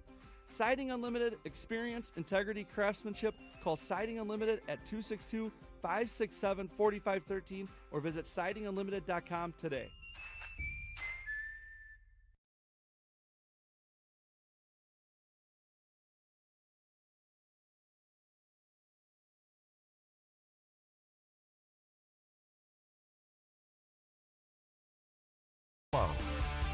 Wow, a full circle moment for us. Yeah. You know what's been going on at Ridgeland Farm, where a lot of beagles have been penned up and in there, more than 1,000. More than 1,000 have been let go to different humane societies, including the Humane Animal Welfare Society. Friend of the show, Jennifer Smith, joins us with Adele, 10-year-old Beagle Adele, who was rescued from Ridgeland Farms. Thank you so much for joining us. Yeah, you bet. Tell me about Adele. This is a sweetheart. She's 10 years old. We are pretty darn sure she was one of their main breeding dogs. But whether she lived a rough life or not, now she is just having a ball. We take her out on a leash, and she is sniffing. Yeah. Her tail does not stop moving. She's loving the meet and greets with people. Her foster mom said that she has just been a dream, absolute dream. Her foster mom is Adele. This is Dolores. Right. This is Dolores. If you want to see Dolores, it's easy. Text the word watch to 855-616-1620. Right now, only a couple minutes left in the segment. Text the word watch, and you can see Dolores live in the studio. So tell me what she's gone through. I mean, is she used to these types of lights? Was she in a cage her whole life? She was in a cage her entire life. Being part of the breeding facility, she probably didn't have much more than maybe 3x3 foot a crate to live in. The interesting thing, though, is that she has adapted really well. We were worried that a lot of them were going to be really shy. This one definitely is not. She has a little bit of alpha in her, which is probably serving her well now because it is giving her confidence to navigate through the world. She's a little older, obviously 10, but she still has plenty of life left in her. And we were kind of expecting to get more of the older ones that maybe were, on the decline. That has not been the case. Of our 24, 7 of them were puppies under 4 months. Wow.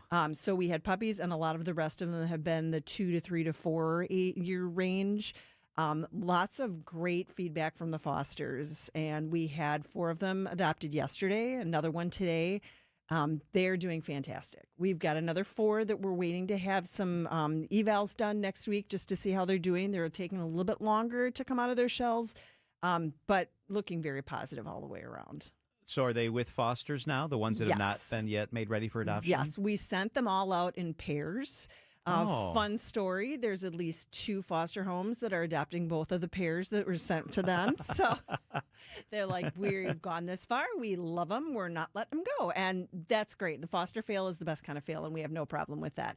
So at least 4 of the dogs are being adopted by their fosters, when the time is right. So they've been doing really great in those pairs. We've done dog intros. If maybe somebody doesn't want to adopt 2 of them, but they already have a resident dog. Yeah. The intros have all gone very, very well. So, they're social dogs. They're good around people.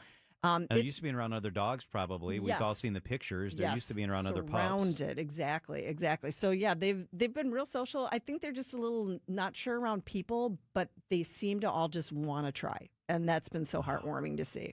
What does this mean to you? This has been one of the best things ever in all the years that I've worked at HAWS. This has been so neat to be a part of something like this and to just see them come out of their shells and to talk to the fosters who have said they're amazed at how they've blossomed. This has been a real team effort. Everybody did their part, whether it was big or small, and it's made such a huge difference. And now we get to see these happy dogs wandering around, wagging their tails. We're even more looking forward to about a year from now seeing all the pictures of how things have been going while they've been at home. She's ready to go to sleep. Yeah. Can you describe Dolores to us? She's chill. She is a chill dog. She's just kind of easygoing. She embodies the Beagle. Most of them are pretty easygoing. Since she's a little bit older, I think she's like, been there, done that. I'm okay to just kind of be cuddly and hang out, and that's exactly what she's been doing. Great in the car. She just sat and watched the traffic go by. Everything was great, not a peep. You said a lot of them are having a hard time adjusting, and maybe 4 will come through. What was their adjustment? What were they having difficulty with? They're more shy and reserved because of so many things that they have never experienced. And that was not something that we were not expecting. We kind of knew that being the environment that they were in, that everything would be kind of shocking to them. So we kind of figured that they were going to take a little time. And most dogs, when they come from a shelter environment, they're going to have a little bit of shyness to them anyway, just because of one environment to the other. But these guys, we were expecting maybe a little trauma, and maybe that's a strong word, but maybe a little bit of trauma, so they maybe wouldn't be trusting or confident. So that's what we're working on, getting them used to situations, interacting with people, touching on new things that they haven't seen before, just to get them used to the world. I mean, whatever it takes to get them to feel like an actual dog and be a dog. So the good news is maybe they weren't beaten up, they weren't starved, they just didn't have the social interaction or the love or the cuddles or the things that most dogs get. That's kind of the way we want to look at it. Yeah, because the signs that we've seen, they haven't been shy of particular people or anything like that. It's just things are new. And that's what we were expecting, was that they just wouldn't understand and they need to learn. So go to hawspets.org. hawspets.org. Jennifer Smea and Dolores. Thank you so much. There's somebody that is actually waiting in Waukesha for Dolores to come back so they can. We better let you go so they can get their dog. Dolores, I'm so happy that you are finding a forever family. Thanks for everything you guys do for these dogs, Thank Jennifer. you for having us on. Hawspets.org. Now, coming up next, we have the president and CEO of Special Olympics Wisconsin. I was just with him yesterday at a special event. We'll talk about that next. It's 4:14 at WTMJ. In the Geneva Lakes region, and there is no better place to welcome the season than the award-winning Lake Lawn Resort. Enjoy lakeside dining at 1878 on the lake, golf for all ages and abilities at Majestic Oaks, relaxing spa experiences at the award-winning Calidora Spa, and endless recreation opportunities along the resort's 2 miles of shoreline on beautiful Delavan Lake. Plan your spring getaway today at lakelawnresort.com and come find out for yourself why everything is better at the lake. May is here, which means your house is officially done hiding under snow, and now you can see everything it needs. Good news, Exterior Pros and Baths is here to help. Upgrade to energy-efficient windows, durable roofing, new siding, or a beautiful bath remodel, and get $3,000 off your project. Think of it as spring cleaning, but way more impressive. That's $3,000 in instant savings during our May savings event, but it won't last long. Call 262-800-4274 or visit extpros.com today. Exterior Pros and Baths. Big savings done right. From the post-game to the morning show, there's no rest for baseball for Dominic Cotroneo, our Brewers 360 guest every Monday at 8:45 on Wisconsin's Morning News. The point being is they are nearing the end of this storm when they finally get to be the team that they were projected to be. And maybe some of the kids down in AAA start to find their footing. Brewers 360 is sponsored by Outdoor Living Unlimited, Potawatomi Casino Hotel, Cannon and Dumphy, and Ridgetop Exteriors. John Mercure here for Orthopedic Hospital of Wisconsin. These guys are the experts. They're the best. You team the best experts with the best reviews with incredible technology, imaging, physical therapy, and you get what you need, and that's how it rolls at Orthopedic Hospital of Wisconsin. Centers of Excellence for hip, knee, and shoulder replacement, as well as spine surgery. I've gotten to know the doctors, and the thing is, when you go to OHAW, you get to see a doctor almost right away. Physical therapy specialist, my wife has used these through OHAW. They are absolutely the best. Start your journey to feeling better with Orthopedic Hospital of Wisconsin. Easiest way, check out the website, OHOW.com. Hit request an appointment, OHOW.com. Find furniture for life from Ken Michaels Furniture in Brookfield, Greenfield, or downtown Milwaukee. Milwaukee Mattress, where top quality mattresses are priced hundreds less than premium national mattress brands. Found exclusively at Ken Michaels Furniture in Brookfield, Greenfield, and downtown Milwaukee. Traffic and weather, Debbie Lazaga. Hey, Deb. Hey there, John. Eastbound on 94, we have backups from about Highway F all the way past Barker Road and then really hitting the brakes at 92nd Street all the way to an accident scene at 68th Street. The left lane still blocked right now. Emergency crews still on the scene working this. So be careful. Westbound is backing up from 35th Street all the way through to about 68th, with folks slowing down to take a look. We got southbound 43, a pretty hefty ride from Capitol Drive all the way through the Marquette. Northbound, we've got some delays basically from Beecher all the way up to North Avenue. And then on westbound 894, they still have that accident off on the right shoulder just as you're coming out of the tunnel from the ramp from southbound 4394 to 894 westbound. So careful with that. More delays, though, all the way to about 58th. I'm Debbie Lazago with your WTMJ Time Saver Traffic. The WTMJ 5-day forecast. Tonight, slight chance for rain, a low of 48. Tomorrow, going to be a good one all day long. Dry, maybe a little rain late in the day, a high of 61. Sunday, partly sunny, a high of 73. Monday, mostly sunny, a high of 80 degrees. And on Tuesday, sunny, a high of 82. Right now, it's 56. The governor and First Lady of Wisconsin wanted to hold a special reception for Special Olympics Wisconsin athletes, coaches, families, and all of the people who work in style for SOWI. So we thank them for all their hard work.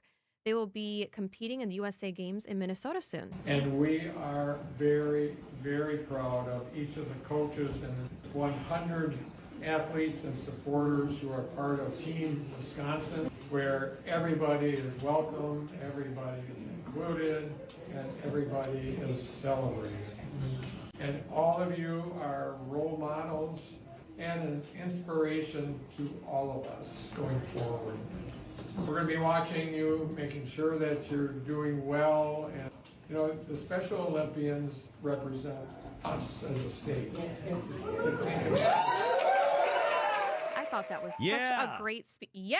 Fantastic. That's what I'm talking about. I love that. We have the president and CEO of Special Olympics Wisconsin, Chad Hirschner, with us. Chad, what did you think about this? It's a full circle moment. It is. It was just so incredible to be there, to, see all of the athletes be welcomed into the executive residence. And Governor Evers and First Lady Kathy Evers have been so supportive of Special Olympics over the years. So really great evening. It's been years in the process, just so you know. To make this happen. Months in process, right, Chad? Yes. We've been working with the governor's office for about 18 months. We got the idea. Governor Shapiro from Pennsylvania and the First Lady there do an annual event for Special Olympics Pennsylvania. And we said, we should do something here in Wisconsin. And what a perfect time to welcome the athletes there as we get ready to go to USA Games coming up in just a couple weeks. It was fascinating all day today to talk to Julia about how special that was and how cool the moment was. What does it mean to the athletes and to their parents or family that are there with them? Again, it means to them like they are seen, they are heard, they are respected, and they are treated with dignity. So when they are welcomed into the executive residence, it's a visible symbol that they belong and they're important. That there's no space where you're not welcome. I think it was such a poignant moment. There was also bags, John, and it said executive residence on the actual boards. That's so fun. Oh, you know what I kept with me, Chad? I have the Wisconsin executive residence. Cocktail napkin. Cocktail napkin. And then when you went to the bathroom, they had the napkins, and it says executive residence. Ooh, that's fancy. With a seal. So I kept it. My husband's like, what are you doing? But this one, John, you were really impressed with. It's embossed. It's embossed with, nice. The beautiful location. I mean, wasn't it just a wonderful setting to see the athletes who, especially the ones that worked so hard to get to the national games? Yes, absolutely. And it was a perfect evening being outside right on the lake. And again, you just played the clip of some of the governor's remarks and just what it means. They're representing Wisconsin. They're going to go compete against other athletes at the top of their game. And just what a perfect way to come together and send them off. Chad, can you talk about the moment when one of your beautiful athletes put their medal around the governor's neck? Yes, Cindy Bentley is a dear friend, and just to know Cindy is to love her. And so a lot of our athletes came to the executive residence wearing their medals because they're so proud of what they've accomplished. And Cindy's like, I decided in the moment, I got thousands of these at home. So I'm going to give one of my most recent runs to the governor, and just as a thank you and a reminder of how important Special Olympics is and what we do as athletes. He wore it the rest of the night. That's the really, really, really, really cool part. Mm-hmm. Can you talk about funding a little bit? It's tough for everybody out there. If you support something, if you believe in it, funding's down, the economy's been volatile. How tough is it to do what you do at the level you want to do it in the climate we live in? Yes. Again, I always say at Special Olympics, Wisconsin, we exist 100% thanks to the generosity of others. So we never charge our athletes to compete or to participate in any sports. We're providing free health programming, leadership programming, education work, as well as 220 plus sporting events a year. So it is through the gifts of the community. It can be $10. It can be a monthly recurring gift. It can be donors that make larger gifts through their companies or foundations. But we exist 100% thanks to the generosity of others. So whether you supported Jersey Mike's, we have an exciting thing coming up with Culver's the first week of June. Get out there and support our friends at Culver's. Every dollar you donate stays right here in Wisconsin. Go to SpecialOlympicsWisconsin.org. Okay, and then also for the national games, what did it take, just so people understand, for these athletes to get to the USA Games? Yeah, so they've been competing to qualify for over a year, and they have to place first or second, so gold or silver in their event, and then they go to a training camp, and then following that, they get selected to be on Team Wisconsin. So we have almost 100 athletes, coaches, staff, and going to USA Games coming up in Minneapolis on June 19th is our send-off day. So Julia's on the board. And we know Julia. Is Julia, take me inside a board meeting, is she a shrinking violet, kind of quiet, or is she like, this is what we're doing, let's go, I got ideas? Have you met Julia? Shrinking violet and Julia Fellow do not go together. Like, never. I'm asking a lot of questions. You're a leader, and this is such a great cause to lead in. I'm so into it. It's so fun. And there's so many different aspects that you don't realize, like healthy smiles, there's healthy feet, all the healthy athletes. So mental health, there's everything on and off the court. So holistic. Yeah, I become a better person just from going and meeting the athletes. I mean, I think that everyone should go to SpecialOlympicsWisconsin.org, learn about it. You can also volunteer. The state games are coming up too. It's inspiring, that's for sure. Chad Hirschner, President and CEO of Special Olympics Wisconsin, thanks for joining us.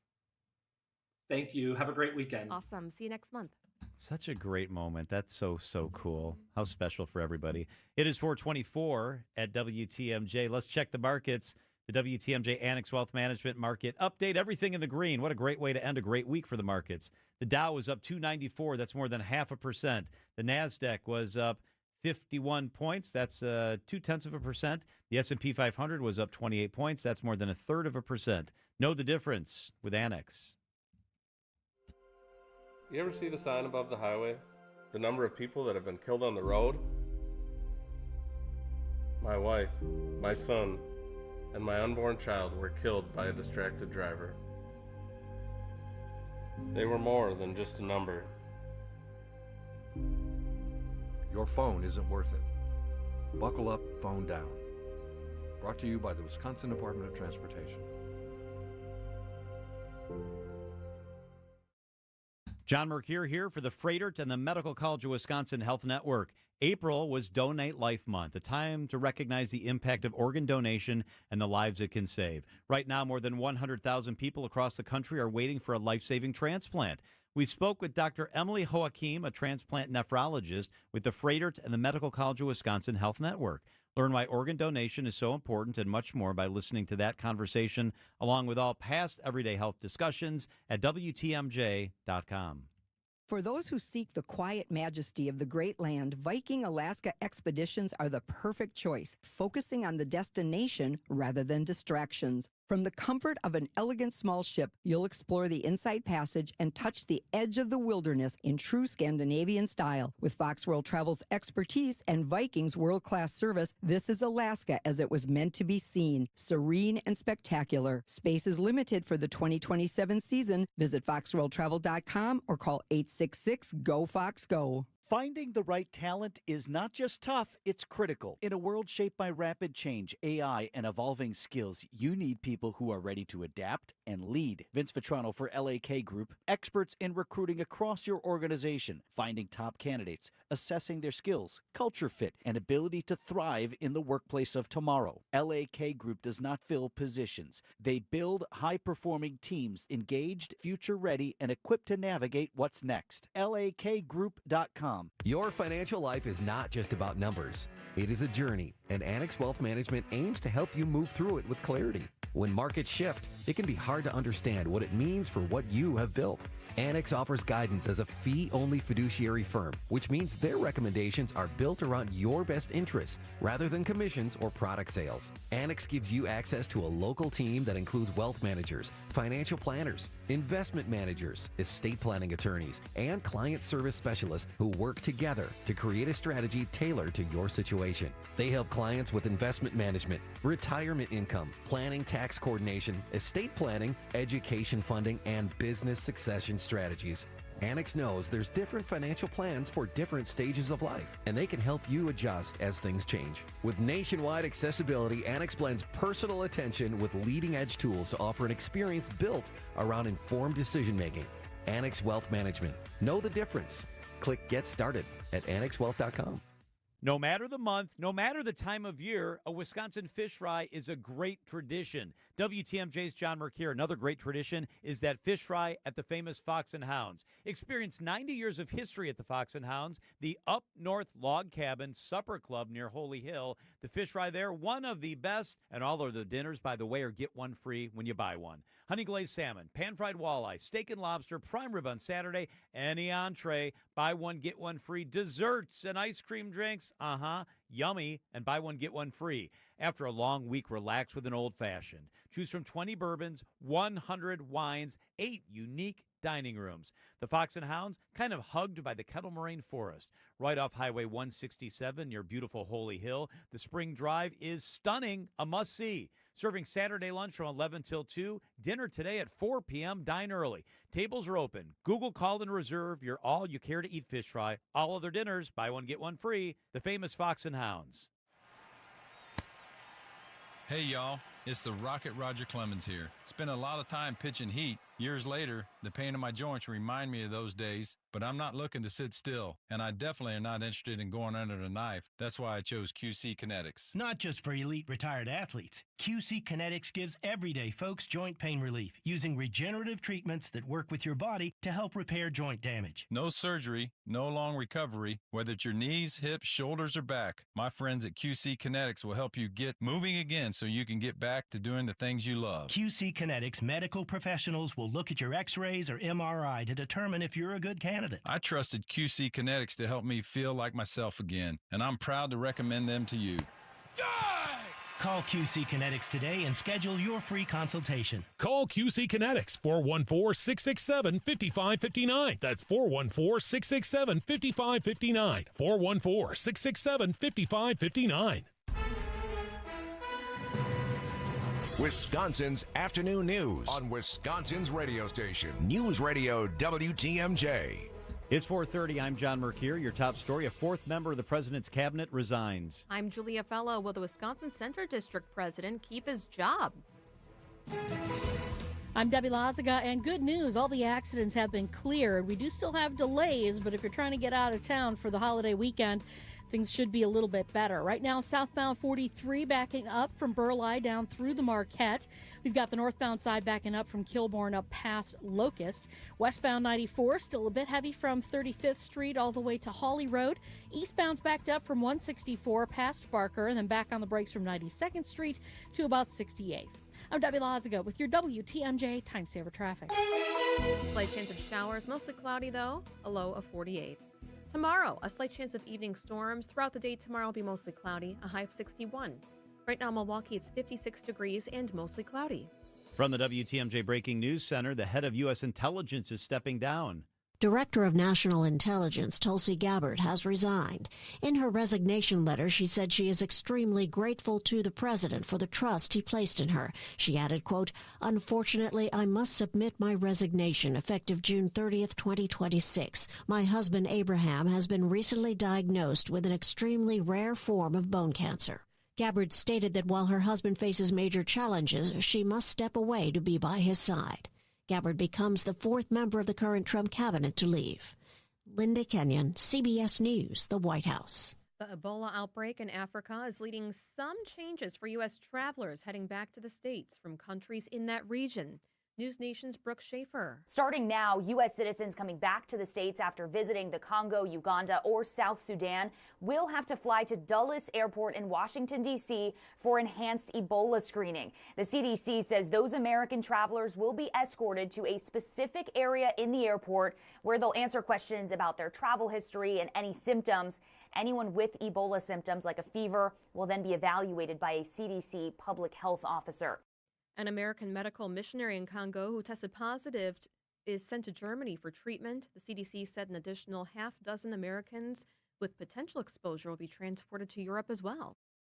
The Wisconsin Center District could be poised to determine the future of its president and CEO next week. A meeting is scheduled for Tuesday that the Milwaukee Business Journal reports includes on its agenda a discussion of what President and CEO Marty Brooks' future with the district will be. Business Journal editor-in-chief Timothy Gibbons tells WTMJ the meeting comes amid tension between Brooks and district board members over a study on the viability of a convention center hotel. Some of the board members are really unhappy that he went out to do this report, and that's created this tension. Brooks has served as president and CEO of the district since 2018. Adam Roberts, WTMJ News. The FBI is investigating aspects of Wisconsin's 2020 election and plans to interview Milwaukee police officers. The questioning is expected to focus on officers assigned to polling locations and Milwaukee's central count site. The Milwaukee Journal-Sentinel reports the federal investigation is still in its early stages. It follows similar election-related reviews in states like Georgia and Arizona. Officials have not announced any criminal charges or findings. The 2020 election results in Wisconsin have gone through multiple reviews, including recounts and audits, all of which to this point have upheld the outcome. Neil Doyle, WTMJ News. As holiday traffic picks up across Wisconsin, the DOT is making sure the delays through construction zones are minimal. Debbie Loziga spoke with the DOT's Eric Hansen.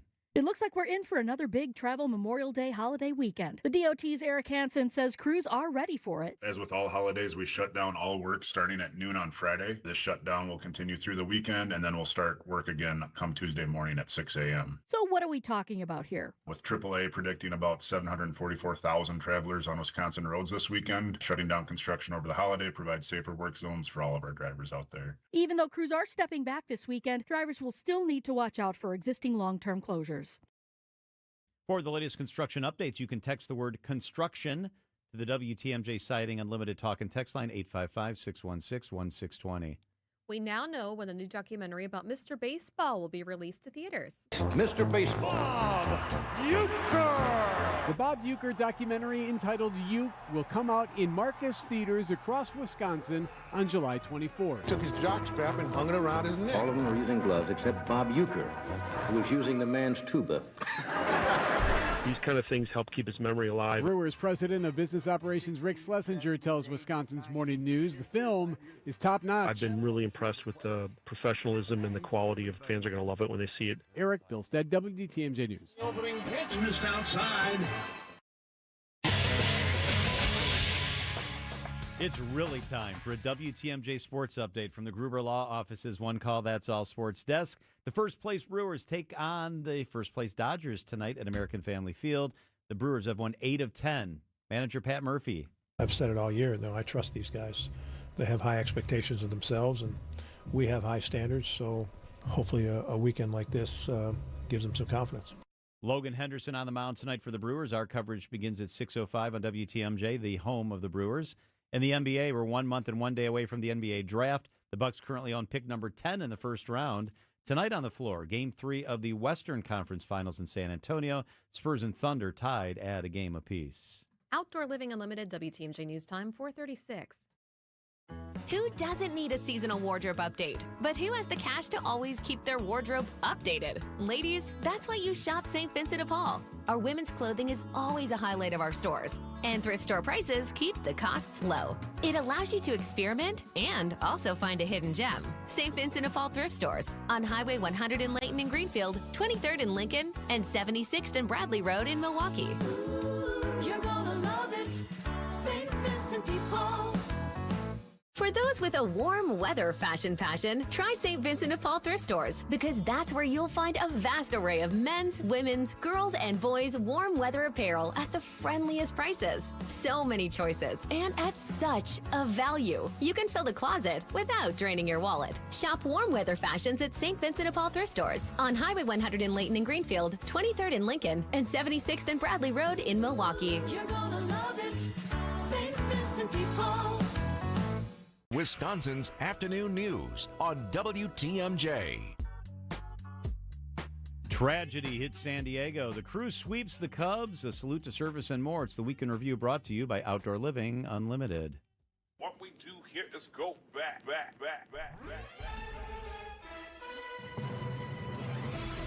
Parents won't be hearing this song when they head to the band concert tonight in Watertown.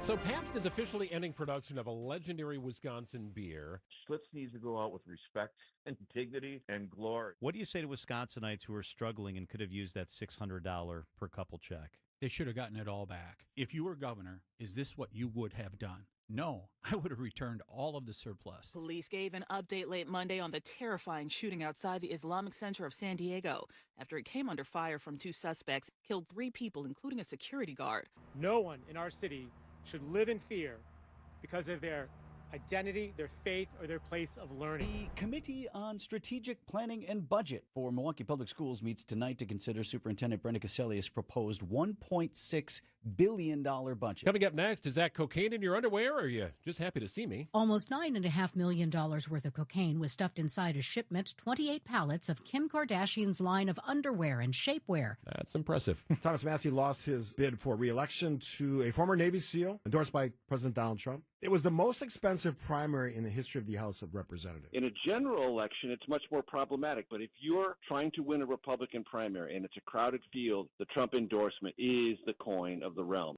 Thank you all so much. Enjoy your evening, and I'll see you at the lake. Mr. Mayor, we thought we'd ask, did you ever get popped for underage and thrown out? Well, I've never gotten caught. Aaron Rodgers is saying this is it. But we have seen some players say this is it, and it's not it. Do you think this will be it for Rodgers? I do. One final year with Mike McCarthy, one last chance with a pretty good team in Pittsburgh. Habits are already changing because of the rising gas prices. Less people are planning summer trips. Even if the Strait of Hormuz fully opened today, it'd take about a year for gas prices to get below $3 a gallon again. 3 runs on one swing from David Hamilton, and the Brewers shut out the Cubs. I've been a huge Cubs fan. A couple of years into my GLP-1 journey that I really started to realize, I haven't been following baseball at all. No, there could be a Doesn't couple have of anything reasons. to do with the Cubs. So we'll need a welfare check on Dave. Today, Wisconsin State Fair announced the America 250 wheel will make its Midwest debut right here with us this August. It is 230 feet tall. They couldn't make it 250 to kind of stay on brand with America celebrating its 250th anniversary. It's Christian Yelich's 4th annual home plate charity event. There is a confirmed red carpet. So you can add red carpet reporter to your resume now, right? I sure can. The creator of this massive Bob Uecker mural is in the studio with me right now. Paying respects to his history of baseball. It's just great realism artwork. NASCAR world rocked by the sudden death of 2-time NASCAR Cup Series champ Kyle Busch. Denny Hamlin saying absolutely cannot comprehend this news. Honoring those who put their lives on the line to serve our communities. This is Steve Scaffidi's Salute to Service. This is Officer Jamie Mose with the Wauwatosa Police Department. Being a woman in this profession, too, brings just a different aspects to helping people on the street. It's Officer Sean Berger with the Milwaukee Police Department K-9 unit. The friendships that you make and stuff like that. And you hear K-9 Apollo. Noah Curtis, Racine firefighter. Just happened. I delivered my first baby. Jermaine Perry. Most people call me JP. I am a heavy equipment operator for the Milwaukee Fire Department. First thing I did was I locked eyes on the kid. Gary Spear, lieutenant on the Mayville Fire Department. That just impressed me so much, and it was kind of wow, like that at some point is what I'm going to do. It is the veteran who salutes the flag, who serves under the flag, and whose coffin is draped by the flag and allows us to do what we do here today. Ladies and gentlemen, the weekend. The Weekend Review brought to you by Outdoor Living Unlimited. Text WEEK to the Sighting Unlimited talk and text line 855-616-1620 to hear it again. Lake Geneva is the Midwest's premier golf destination, featuring breathtaking views, crystal clear lakes, and rolling fairways. Treat yourself to an all-inclusive golf getaway with courses designed for all skill levels, luxurious lodging, distinctive dining, and a relaxing spa. Plan a Lake Geneva group golf outing, a corporate event, or a weekend getaway with friends or family. Their pros will help you plan a memorable golf experience. For info on courses and more, visit lakegeneva.com today. Lake Geneva, it's always been the place for legendary golf. Best selection, best value. Guess who I'm talking about? One of my favorite places, Otto's Wine and Spirits, serving Milwaukee since 1945. I love the beer selection. The cooler is unbelievable. They've got all the local, the Miller products, the Liney stuff that I really like. They've got imports around the corner. They've got it all. It's Otto's Wine and Spirits. The wine selection, including a wine expert, is top tier. Wisconsin strong. They'll beat any advertised price literally with locations throughout Milwaukee. They support our veterans. They love our veterans. Best selection, best value. It's Otto's Wine and Spirits. Slide into your neighborhood Century Food Store to score the freshest produce, tastiest treats, and everything in between. Now through Wednesday, save on 5 to 12 ounce Frito-Lay Lays or kettle cooked potato chips or Tostitos Cantina tortilla chips, 2 for $4.50. 48 ounce selected varieties, Cedar Crust Premium Ice Cream, $3.99. Fresh 80% lean ground beef, $4.49 a pound. Bicolor sweet corn, 6 for $3. Safe. What? It's a long fly ball. Every time I scan, what is happening? A leaping grab at the wall. Okay, fine, I'll play. Get a load of this watermelon. And here's the pitch. Please wait for assistance. Win Century Foods' ultimate fan experiences at Milwaukee baseball games.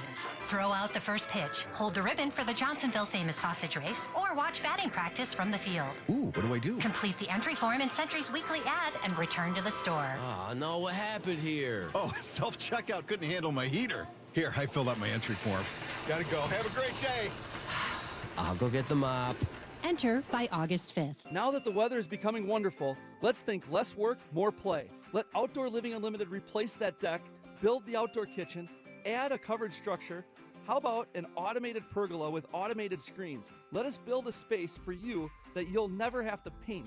All you need to do is play, enjoy, live. Stop by our Outdoor Living Unlimited showroom at 665 Larry Court in Waukesha. The showroom is amazing, perfect to start your journey. Less work, more play, Outdoor Living Unlimited.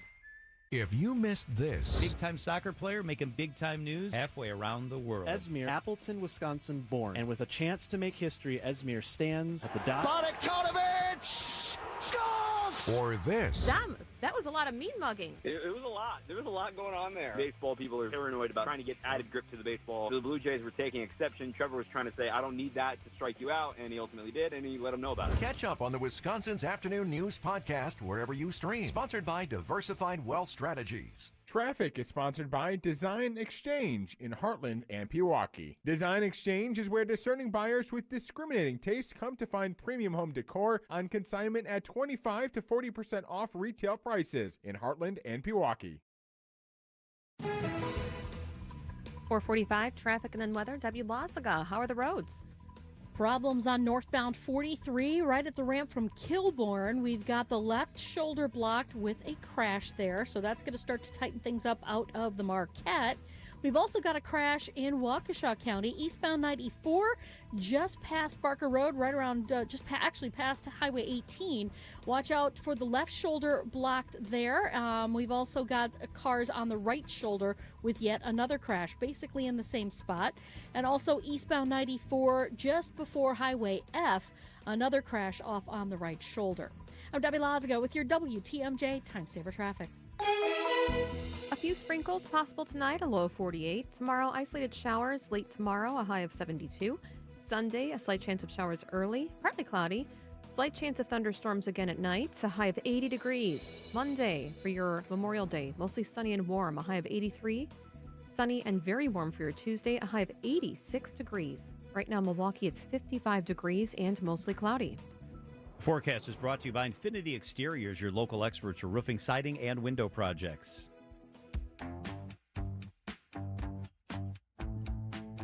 We are joined in the studio by Kent Lovern. He is the Milwaukee County District Attorney. Kent, thank you so much for joining us. It's good to see you today. Happy Friday. Ellen Stevens, this was a criminal complaint that was just filed, and she's been charged with negligent handling of burning material related to that big fire at 32nd and Hampton. What can you tell us about the complaint and what you alleged happened in this case? Sure. The charge was referred to us as a misdemeanor, negligent handling of burning material. That's the charge we issued here. And essentially, the complaint indicates that she was exploring this building, which is largely vacant, and with some other individuals, and ultimately, while on the rooftop, had a cigarette that she was finished with and was ostensibly putting out and flicked downward and thought nothing more of it until they were traversing downward, and she and her friends observed something smoldering, went in and apparently tried to put it out and thought they did, and didn't see signs of fire, and so they went ahead and left, and then unfortunately, the fire still existed and resulted in a substantial incident and extensive damage. Yeah, and then on Snapchat, according to the court records, I'm just paraphrasing, but she said there's a fire and I might have been the cause of it. She was just on Channel 12 talking to Nick Bohr. Can you believe that someone who's accused of this would be talking to the media like that? Well, the complaint does reflect that she was questioned by police, and she was very upfront about what happened. So, I guess that stands to her credit, and ultimately, the resulting charge is based on somebody who has that type of burning material and discards it negligently, and results in what we have here. How often are complaints amended? If you find new information, could you add charges? I know you can. How often does it happen that you add charges or change charges as your investigation continues? Oh, sure. That happens freely. If we get more information about something, in any case, that makes it more serious, certainly we add charges. Sometimes we're aware of that when we issue charges initially, that there's more investigation that's ongoing. And when that happens, often the defense is even alerted to the fact, or we may even indicate in a criminal complaint that more charges could be coming, that the investigation's ongoing. Kent Lover, the Milwaukee County District Attorney, is with us. Kent, I want to ask you about the Barry Coleman case. He's the teen defendant who tried to enter a plea on Monday.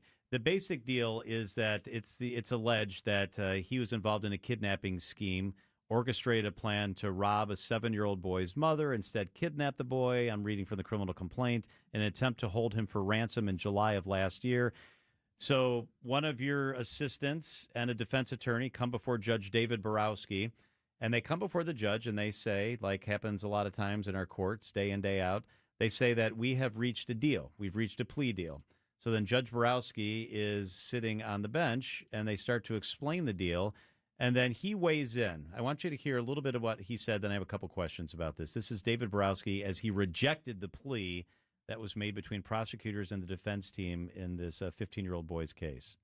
In jumping out of a car, grabbing a 7-year-old in his arms at gunpoint and throwing him in the back of a car, and I'm supposed to take straight robbery? So the plea deal was he would plead to robbery instead of the other more serious charges. This is what Borowski also said. This is a heinous allegation, even for Milwaukee. It is not in the interest of justice for me to accept this. How unusual is it for a judge to reject a plea deal? Fairly unusual, but it happens, and the judge has the authority to do that. Sometimes it happens more commonly if it's perceived that a defendant doesn't understand what's going on or isn't really wanting to plead guilty voluntarily. In this case, which is more, I would say, which is less common, it can be, as the judge expressed, a belief that the agreement doesn't reflect what a fair resolution ought to be here. When that happens, and again, that's within the judge's authority to exert that opinion. When that happens, the parties go back and discuss it again and decide if they can come to an agreement that satisfies the concerns of all involved, or if the matter will just proceed to trial. So that's what's happening in this case. So judges in Wisconsin cannot be directly involved in plea negotiations for a lot of different reasons.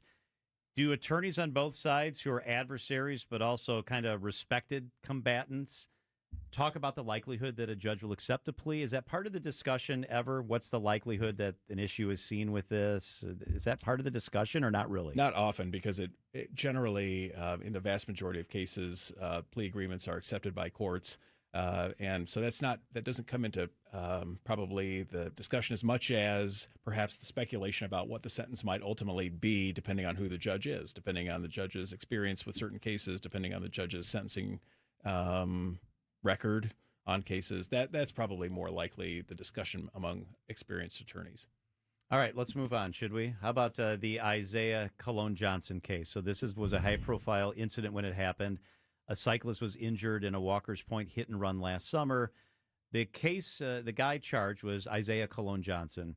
The case against him, I guess it was about 2 weeks ago, was dismissed without prejudice because prosecutors say state citizen witnesses failed to appear for trial. I guess let's start with what does dismissed with prejudice mean?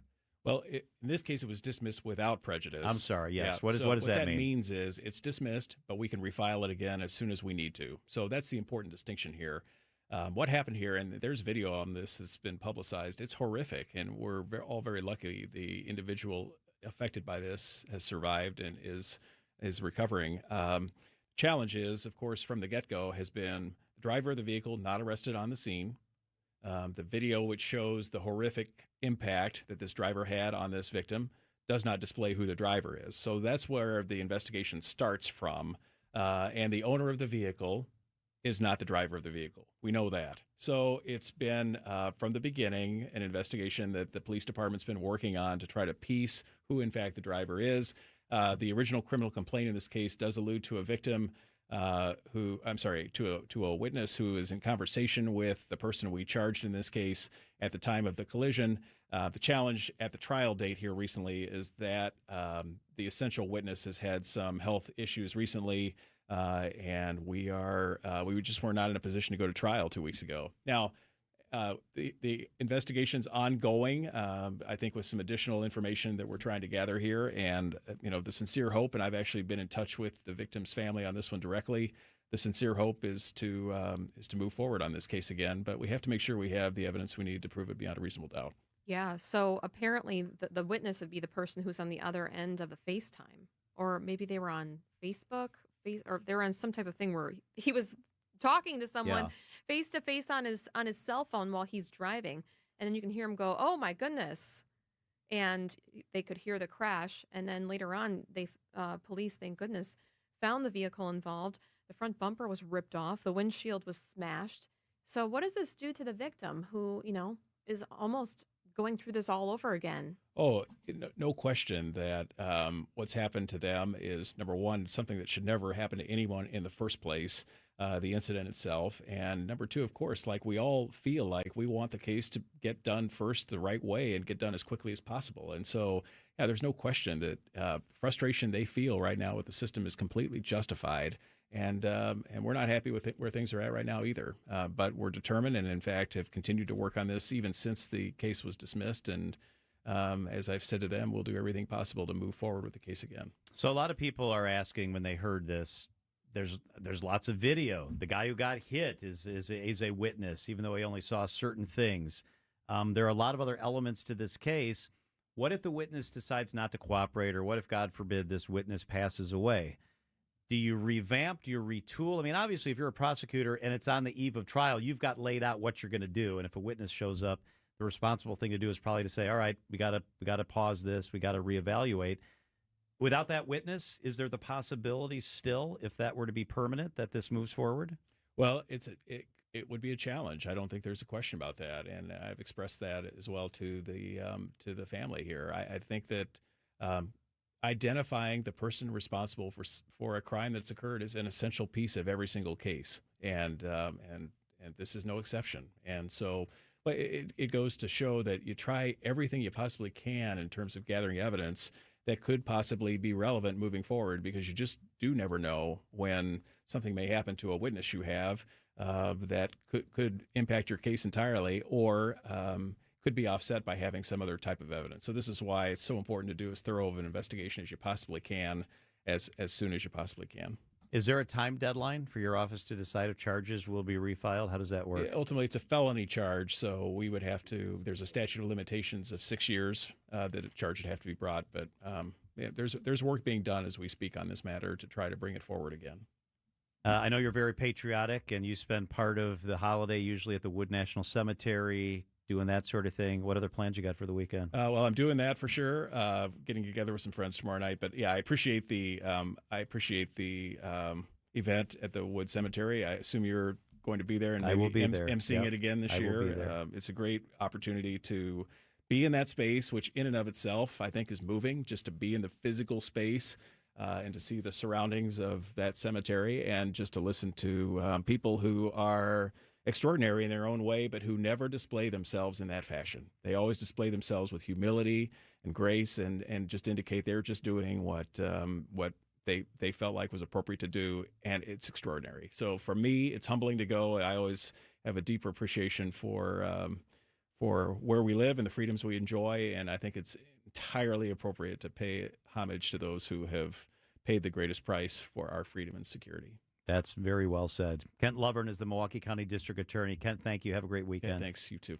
It is 4:57 at WTMJ. WTMJ, W277CV, and WKTI HD2 Milwaukee. From the Annex Wealth Management Studios, this is News Radio WTMJ, a Good Karma brand station. Mortgages and equals under NMLS ID 255368. This is Brian Wickert here with my son David, AccuNet's president and chief metaphor officer. What do you have for us this time? Dad, for a lot of sellers, selling their home is like handing over a family photo album. Every room in that house has a birthday memory or a trombone lesson or that last Mother's Day brunch before the kids moved out. The seller isn't just transferring a deed, they're saying farewell to a chapter of their life. So buyers need to walk through the front door with that in mind. Absolutely. It's not just a financial transaction. It's a transfer of trust. Sellers and their agents are looking to say yes to the buyer who is strong enough and safe enough to make good on their offer. So what does that look like in practice? It looks like a rock-solid, guaranteed pre-approval and a thoughtfully crafted offer that tells the seller, I will show up. Because when the seller is deciding who will get the keys and the metaphorical family photo album, you want them to feel the best about handing them to you. Get started with your rock-solid pre-approval by clicking on the blue button today at AccuNet.com. All you have is one chance after an accident, one decision on who to call. One shot to get the help you need. Don't waste it on the one offer you get from your insurance company. Make the one call to Gruber Law Offices. It's the only one you'll need to make. Call us today. Gruber Law Offices. One call, that's all.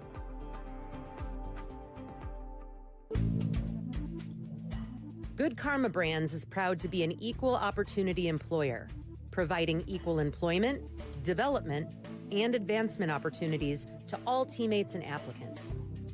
To learn more about careers with us, please send an email to talentacquisition@goodkarmabrands.com. That's talentacquisition@goodkarmabrands.com.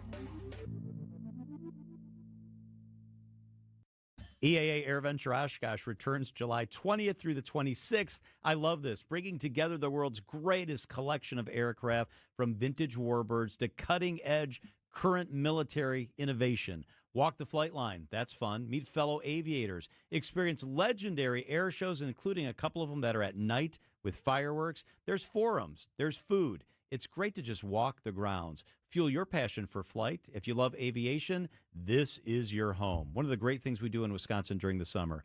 EAA AirVenture, July 20th through the 26th. Get your tickets now at EAA.org. Keep the comfort in and the weather out with beautiful new windows and doors from Siding Unlimited. For ideas, go to our Siding Unlimited Instagram page. For a free estimate and honest price guarantee, go to sidingunlimited.com. The place you want to go, Lynch McWanago. Nobody sells for less than Lynch. Find furniture for life from Ken Michaels Furniture in Brookfield, Greenfield, or downtown Milwaukee. Forget the red carpet. In Milwaukee, we roll out the barrel. Pitch to Bowers. And a high fly ball deep right field. This ball's way back there. That one's off the scoreboard and over it. And out of this ballpark. The Dodgers are in town to take on the Crew at American Family Field. This series is sponsored by Steinhoffel's Memorial Day Sale. Our Brewers Radio Network game day coverage starts tonight at 6:05. We are the home of the Brewers. 620 WTMJ, Milwaukee.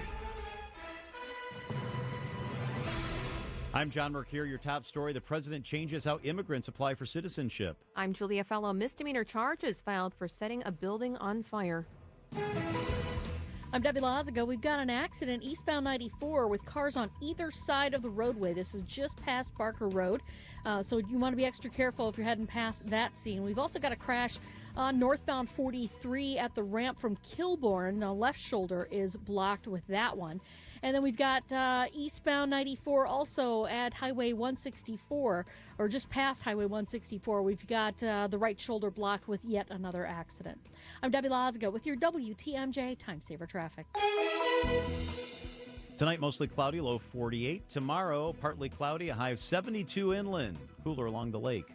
From the WTMJ Breaking News Center, the Trump administration announces a new policy that requires foreigners in the U.S. to leave and apply for a green card from their home country.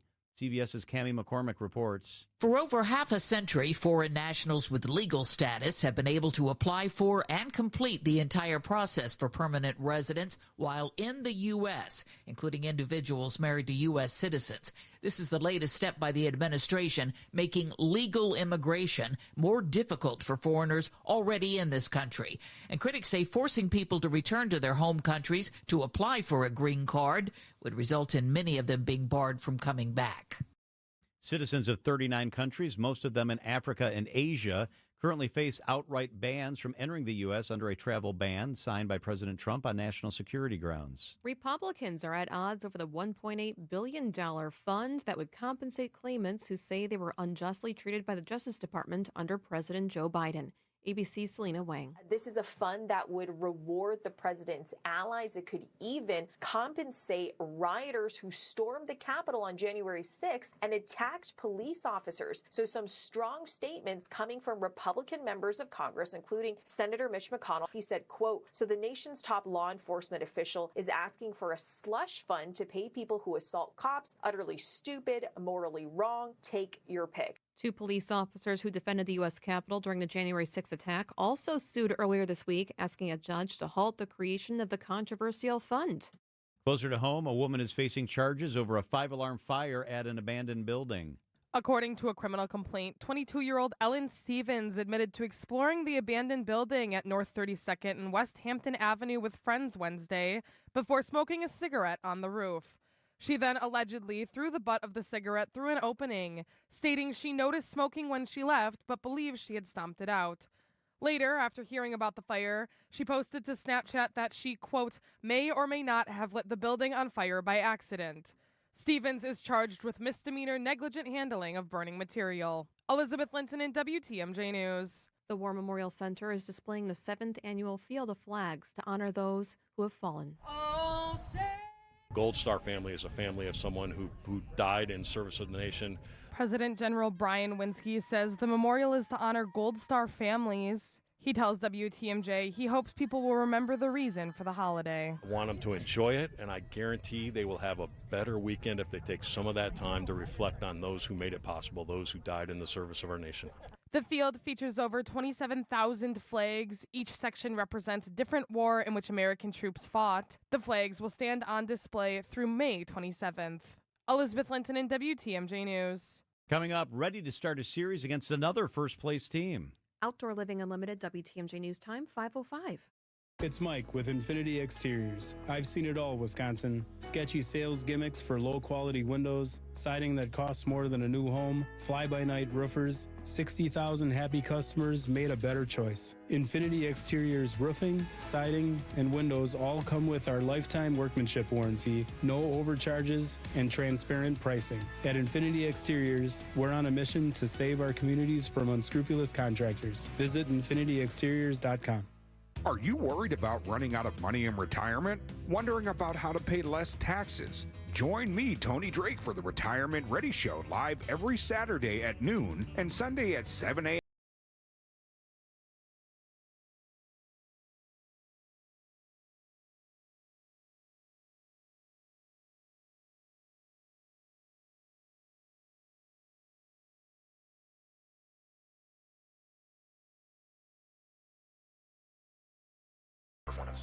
More savings for more Club Rewards members. Join today and unlock exclusive deals at your local Tysons. Every month, members save big on customer favorites and seasonal must-haves, plus earn 1% back on every purchase. This month, enjoy special savings on an AgriFab dump cart, Keen work boots, a Milwaukee pack-out kit, Sweet Chaos flavored popcorn, and more. Not a member yet? Sign up free at Tysons.com and start saving today. Offers end May 31st, in-store only.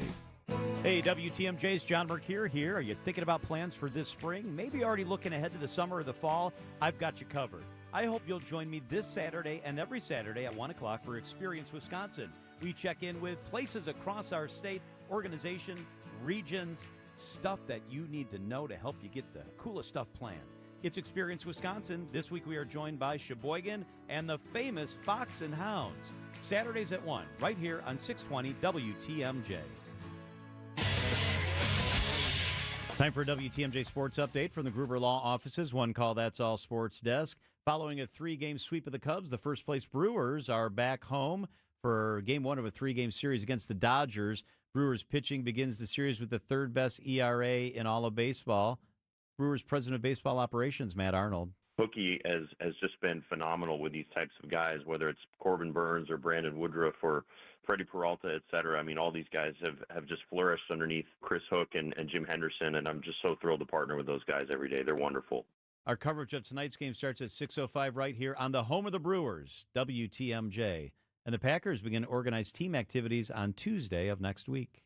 Outdoor Living Unlimited, WTMJ News Time, 5:07. Are you sick and tired of overpriced fish fries? I am. I recommend the fish fry at the Mine Shaft Restaurant in Hartford. WTMJ's John Mercure. The haddock fish fry is all you can eat, $8.99. You'll pay twice that at other restaurants. I love the Mine Shaft fish fry. After a long week, escape from your kitchen with a cold beverage and a delicious all-you-can-eat fish fry. Desserts are buy one, get one free, and a kids menu starts at $3.99. And those kids can safely play in the world-class game room, quietly set away from the dining area while you finish up your meal. Take your family to the Mine Shaft today for the all-you-can-eat haddock fish fry at just $8.99. It's an incredible value. That's a crazy low price. The Saturday breakfast buffet is all you can eat for under $10. The Mine Shaft in downtown Hartford, lots of seating, lots of close parking. Also in Oshkosh near the EAA. Dig into that all-you-can-eat haddock fish fry today. Serving from 10:30. Arrive early, beat the rush. Google the Mine Shaft Restaurant and enjoy that fish fry. Wisconsin's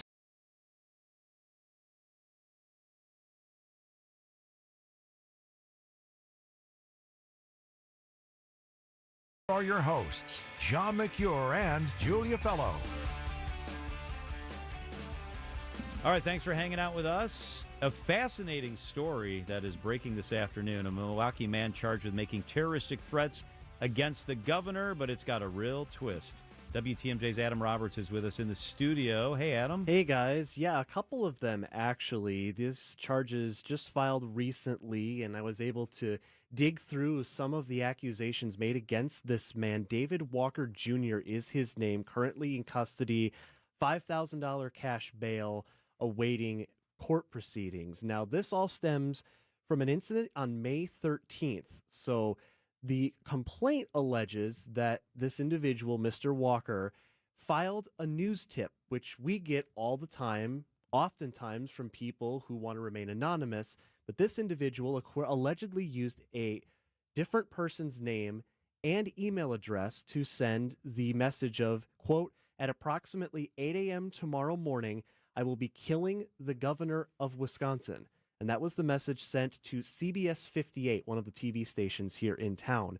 And so their executive producer immediately flags police, and the authorities were able to locate a woman that this man Walker was allegedly posing as. She lives in South Milwaukee. I won't use her name here, but she told police, no, I never sent any message, showed her email address. It did not match the email address that Walker allegedly used here, and so she was cleared of anything. Then she mentions to the investigators, who is this person you're saying? Oh, it's this man. Well, funny you mentioned that. This individual, she says, had dogs sat for her and her grandmother while they were traveling out of state. This was back in March. When they return after a month away from home, she says they found their house in ruins. It was, quote, trashed. Oh. They were also said that the dog was, quote, sick and apparently not cared for while they were away. Wow. And unfortunately, the dog, they said, ultimately later died as a result of the negligent Oh, my care. gosh. So Walker is then arrested at a Red Lobster in Greenfield the following day, where he was employed at. Now, here's the other kicker to this. You check his court records, this individual, and it's a lengthy one.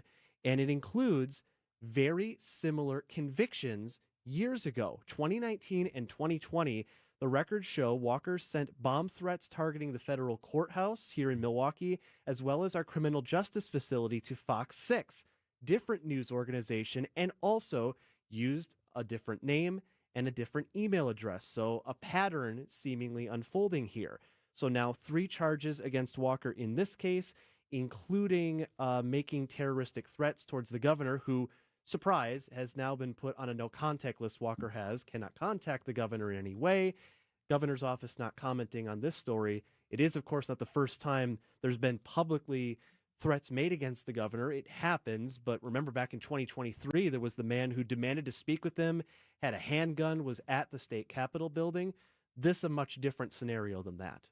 So in the case 6 years ago, was he convicted of those other... 2 years probation. He was. Yep. 2 years probation. And both the prosecutors say he did admit in interviews to sending those threats. And now he's out on cash bail of $5,000. Well, the bail has been posted. I don't believe he's out yet.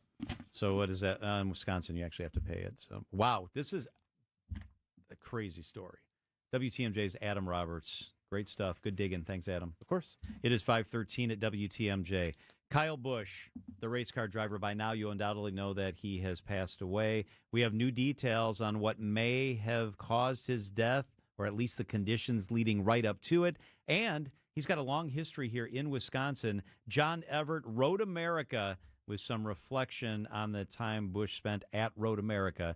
That's up next on WTMJ. Wisconsin's Afternoon News is sponsored by Diversified Wealth Strategies. Your life, your goals. Visit dwstrategies.com. Many people feeling close to retirement ask themselves, do I have enough? Am I missing something? At Diversified Wealth Strategies, we provide clarity during our complimentary, no-pressure consultation. We're independent advisors using big firm tools with a boutique-style approach. And no crickets. We stay in touch so you're never left wondering. At Diversified Wealth Strategies, let us show you how to capture the upside, limit the downside, and feel good inside. Visit dwstrategies.com. Securities and investment services offered through Mosaic Wealth Inc. Member FINRA SIPC. Mosaic Wealth is separately owned and other entities and/or marketing names. Products or services referenced here are independent of Mosaic Wealth. Hi, I'm Jim Frucci, Managing Partner of PGA Professional at Morningstar Golfers Club, and I'd like to personally invite you to play your next round of golf at Morningstar. Lush green fairways, velvet smooth greens, magnificent vistas from high above our championship golf course. Morningstar was created with the serious golfer in mind, and it continues to be the public course by which all other area public courses are measured. Book your tee time today and reserve a spot on our membership wait list. Come out and see what all of Southeast Wisconsin's been talking about. Hey, you've played the rest. Now play the best. WTMJ's Julia Fellow here for Redo Cabinets. Don't replace, reface your kitchen cabinets. It's a fraction of the cost of a total rebuild. You can get a free, no-obligation consultation in your own home. See all the colors, styles, and options. It takes about 90 minutes. Everything is made right here in the USA for you to pick from. And for Memorial Day, you can take advantage of big savings. Half off the installation of a kitchen remodeling project, a free sink, free faucet, and no payments, no interest until next year. Once you pick everything out, they can be in and out of your home within a week. This family-owned business run by two brothers who grew up in Delavan has been serving Wisconsin for more than 7 decades. A new kitchen for way less money than replacing your cabinets without all the hassle.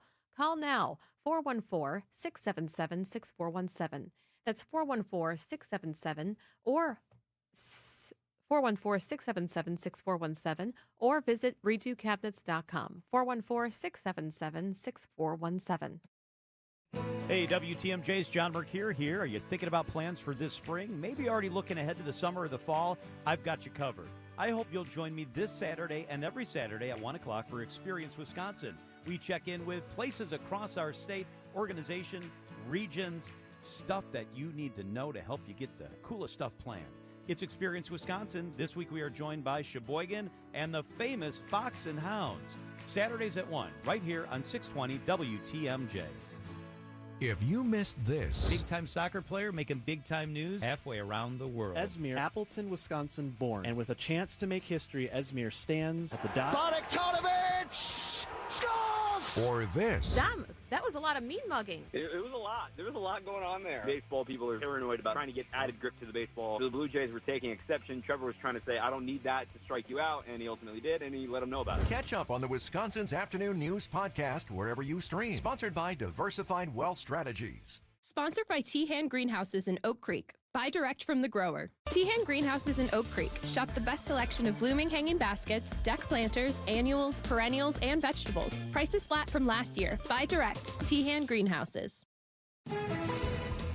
Traffic and weather. Debbie Lazica, good afternoon. Good afternoon.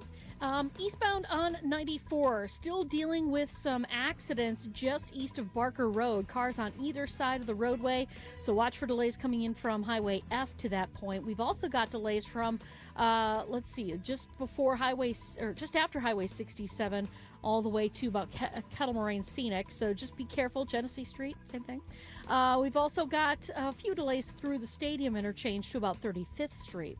On southbound 43, a little heavy from Good Hope Road, heading down towards the Bender Road area. We've also got 41 backing up from Good Hope all the way to Capitol Drive, northbound from North Avenue up to Silver Spring. I'm Debbie Lazaga with your WTMJ Time Saver Traffic. The WTMJ 5-day forecast. Tonight, a few sprinkles possible, low 48. Tomorrow, a nice day. Only an isolated shower late in the day is possible, a high of 72 inland. On Sunday, nice day. Partly cloudy, a high of 80. Slight chance for thunderstorms at night. On Monday, sunny and warm, a high of 83. Tuesday, sunny, warm, a high of 86. Each day, it will definitely be cooler along the lake. In Milwaukee right now, it is 56 degrees.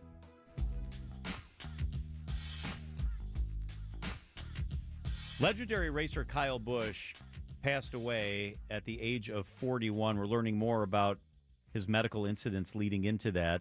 According to published reports, he was struggling to breathe when a 911 call was made asking for an ambulance to come to his training center in North Carolina. That was on Wednesday.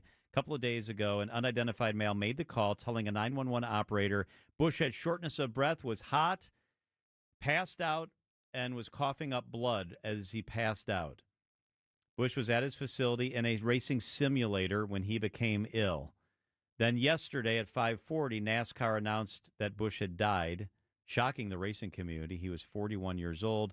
The exact cause of death has not yet been released. John Everett is the Director of Communications at Road America, and he is with us. John, thank you so much for spending some time with us. Hey, John, thanks for having me. I want some perspective from you on Kyle Busch and what he meant to the racing community. Let's start there with kind of that broad question. When you think of Kyle Busch and all the experts you're surrounded by think of Kyle Busch, give us some perspective. How big a deal was he? Oh, well, naturally, it's a huge shock. He was a landmark to the racing community. And what's really interesting for people, and I've told people this a lot, is that, his nickname was Rowdy because he was very assertive on the track, very aggressive on the track. You kind of have to be that way. But if you look at his wins, his championships, and everything else, it's just paramount, the impact that he had for the sport. But for those of us who see a different side of drivers who get the opportunity to walk in their shadow, we don't ask for autographs, we don't ask for pictures. There's a level of respect there, but you get to see the tenderness and the gentleness and the true gentlemanship of racers and basically the camaraderie of women and men in the motorsports industry. And Kyle was certainly one of those people. He emulated respect within the community. He wanted more and more kids to get involved in racing, become interested in NASCAR. He did so much, him and Samantha and everything, did so much for motorsports. One of the interesting, unique stories about Kyle is that he would often have one of his team members or a hauler driver. We had a dirt track race up here at the Plymouth Dirt Track right before a NASCAR race, and Kyle would actually buy tickets to the NASCAR race and have some of his team members go over to the dirt track race on Friday night, find kids in the stands and give them tickets to the NASCAR race, their tickets, and then also for their parents, because he wanted kids to experience what NASCAR was. He always stopped for autographs. He always took time and cared for people. So these are the things that, sometimes the media doesn't portray. Sometimes people want that aggressive storyline with somebody. He certainly was that on the track, and it showed. He put the car in holes where it was supposed to be so he could pass and then eventually get to the front and win. But a gentleman through and through, passionate about the sport by all means. Steve O'Donnell with NASCAR has even said that as well. Kyle Busch was somebody who he truly listened to because he was passionate about the sport. It wasn't about the money, wasn't about the fame. It was about growing the sport.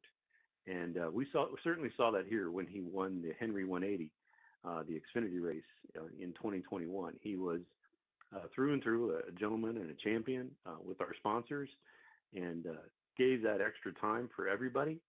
Sometimes that's what people don't see on camera. They usually see the driver get out of the car and celebrate, but he was somebody who stuck around and made it work for everybody. he was just that kind of guy. And it's hard to kind of see this happen in the motorsports world. Our condolences certainly go out to his family, his friends, and others, because it's a person who had a very, very vast career ahead of him. Who knows where he would have gone? And it's truly tragic.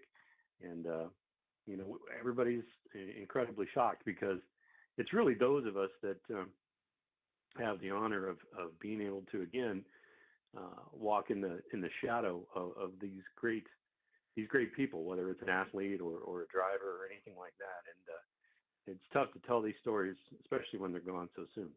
Yeah, I mean, he was 41 years old. He had success, as you laid out, at Road America. What makes racing on a road course like Road America so challenging and different? I mean, this NASCAR guy is usually on an oval. Well, I will say this: Road America does separate the good drivers from the great drivers.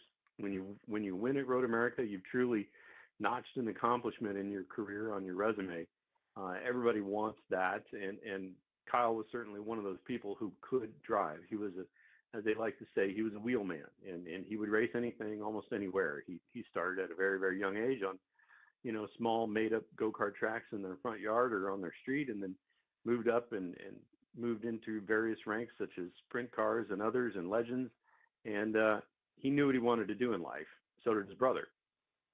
And it's one of those things, and that's why NASCAR and even the motorsports community, they like to say that it is family, because you do see families that are entirely committed to this, and they will commit their entire lives to this. And he was certainly one of those people, and it's just so unfortunate right now to see that happen. And our hearts are broken for Samantha and his kids and everybody at Richard Childress Racing and the NASCAR community as a whole. Great perspective. John Everett, Road America Communication Director. You guys have a busy couple weekends coming up. Check them out if you're looking for good family fun. There's a lot to do at Road America. John, thank you so much. We appreciate it. Again, thank you for having me, and we wish everybody the best this Memorial Day weekend. It is 524 WTMJ. Let's check the markets. The WTMJ Annex Wealth Management Market Update. Everything in the green to end a very green week. The Dow is up another 294 points. That's more than 0.5% on this Friday. The NASDAQ rose 51 points. That's 0.2%. The S&P 500 was up 28 points, more than 1/3% on this Friday. Know the difference with Annex Wealth Management, financial fiduciary all the time, estate planning, tax planning. Know the difference with Annex. WTMJ's Greg Matzik here. Bob Sorens is the reason Sorens Ford became home of the nice guys. Sorens, Robert. He was a nice young man in my biology class. I remember one day we dissected frogs, and Mr. Sorens stayed late after class and sewed all the frogs' organs back into place. Every Ford dealer offers the same factory rebates and low financing, but nobody has lower prices than Sorens. Buy your next vehicle from the nice guys. Sorens Ford on Capitol Drive in Brookfield. Visit SOERENS.com. Hey everybody, Debbie Lazaga here for Comfort Awnings. Did you know now is a great time to get an awning from Comfort Awnings installed to have it ready for the summer? You can enjoy our beautiful Wisconsin summer no matter the weather. Extend your motorized awning when that sun gets too hot or even when it rains. My awning from Comfort Awnings is truly an extension of my living room, and it gives me more space to entertain family and friends. The puppies love it as well. They got a great offer going on right now, too. Now until the end of May, you can get 5% off your screen or awnings order up to $500. Don't miss your chance to get up to $500 off. To get started, give them a call at 414-AWNINGS or visit comfortawnings.com today. The Milwaukee Symphony Orchestra invites you to embark on a special journey across American music when it presents America the Beautiful, Patriotic Pops, May 22nd through the 24th at the Bradley Symphony Center. Celebrated trumpeter, vocalist, and principal pops conductor Byron Stripling will be your charismatic guide across a wide variety of genres that help define America's musical language. From folk songs and spirituals such as Shenandoah and Amazing Grace to patriotic staples such as Stars and Stripes Forever, plus hits from the worlds of ragtime, jazz, and even R&B. Come, celebrate America 250 with America the Beautiful, Patriotic Pops, May 22nd through the 24th only. Visit MSO.org for tickets and more information, or call the box office now at 414-291-7605. This is Bo from Ridgetop Exteriors. Your home should be the one place that you feel completely comfortable and safe, but old, drafty windows can steal that feeling. At Ridgetop Exteriors, we bring that peace of mind back.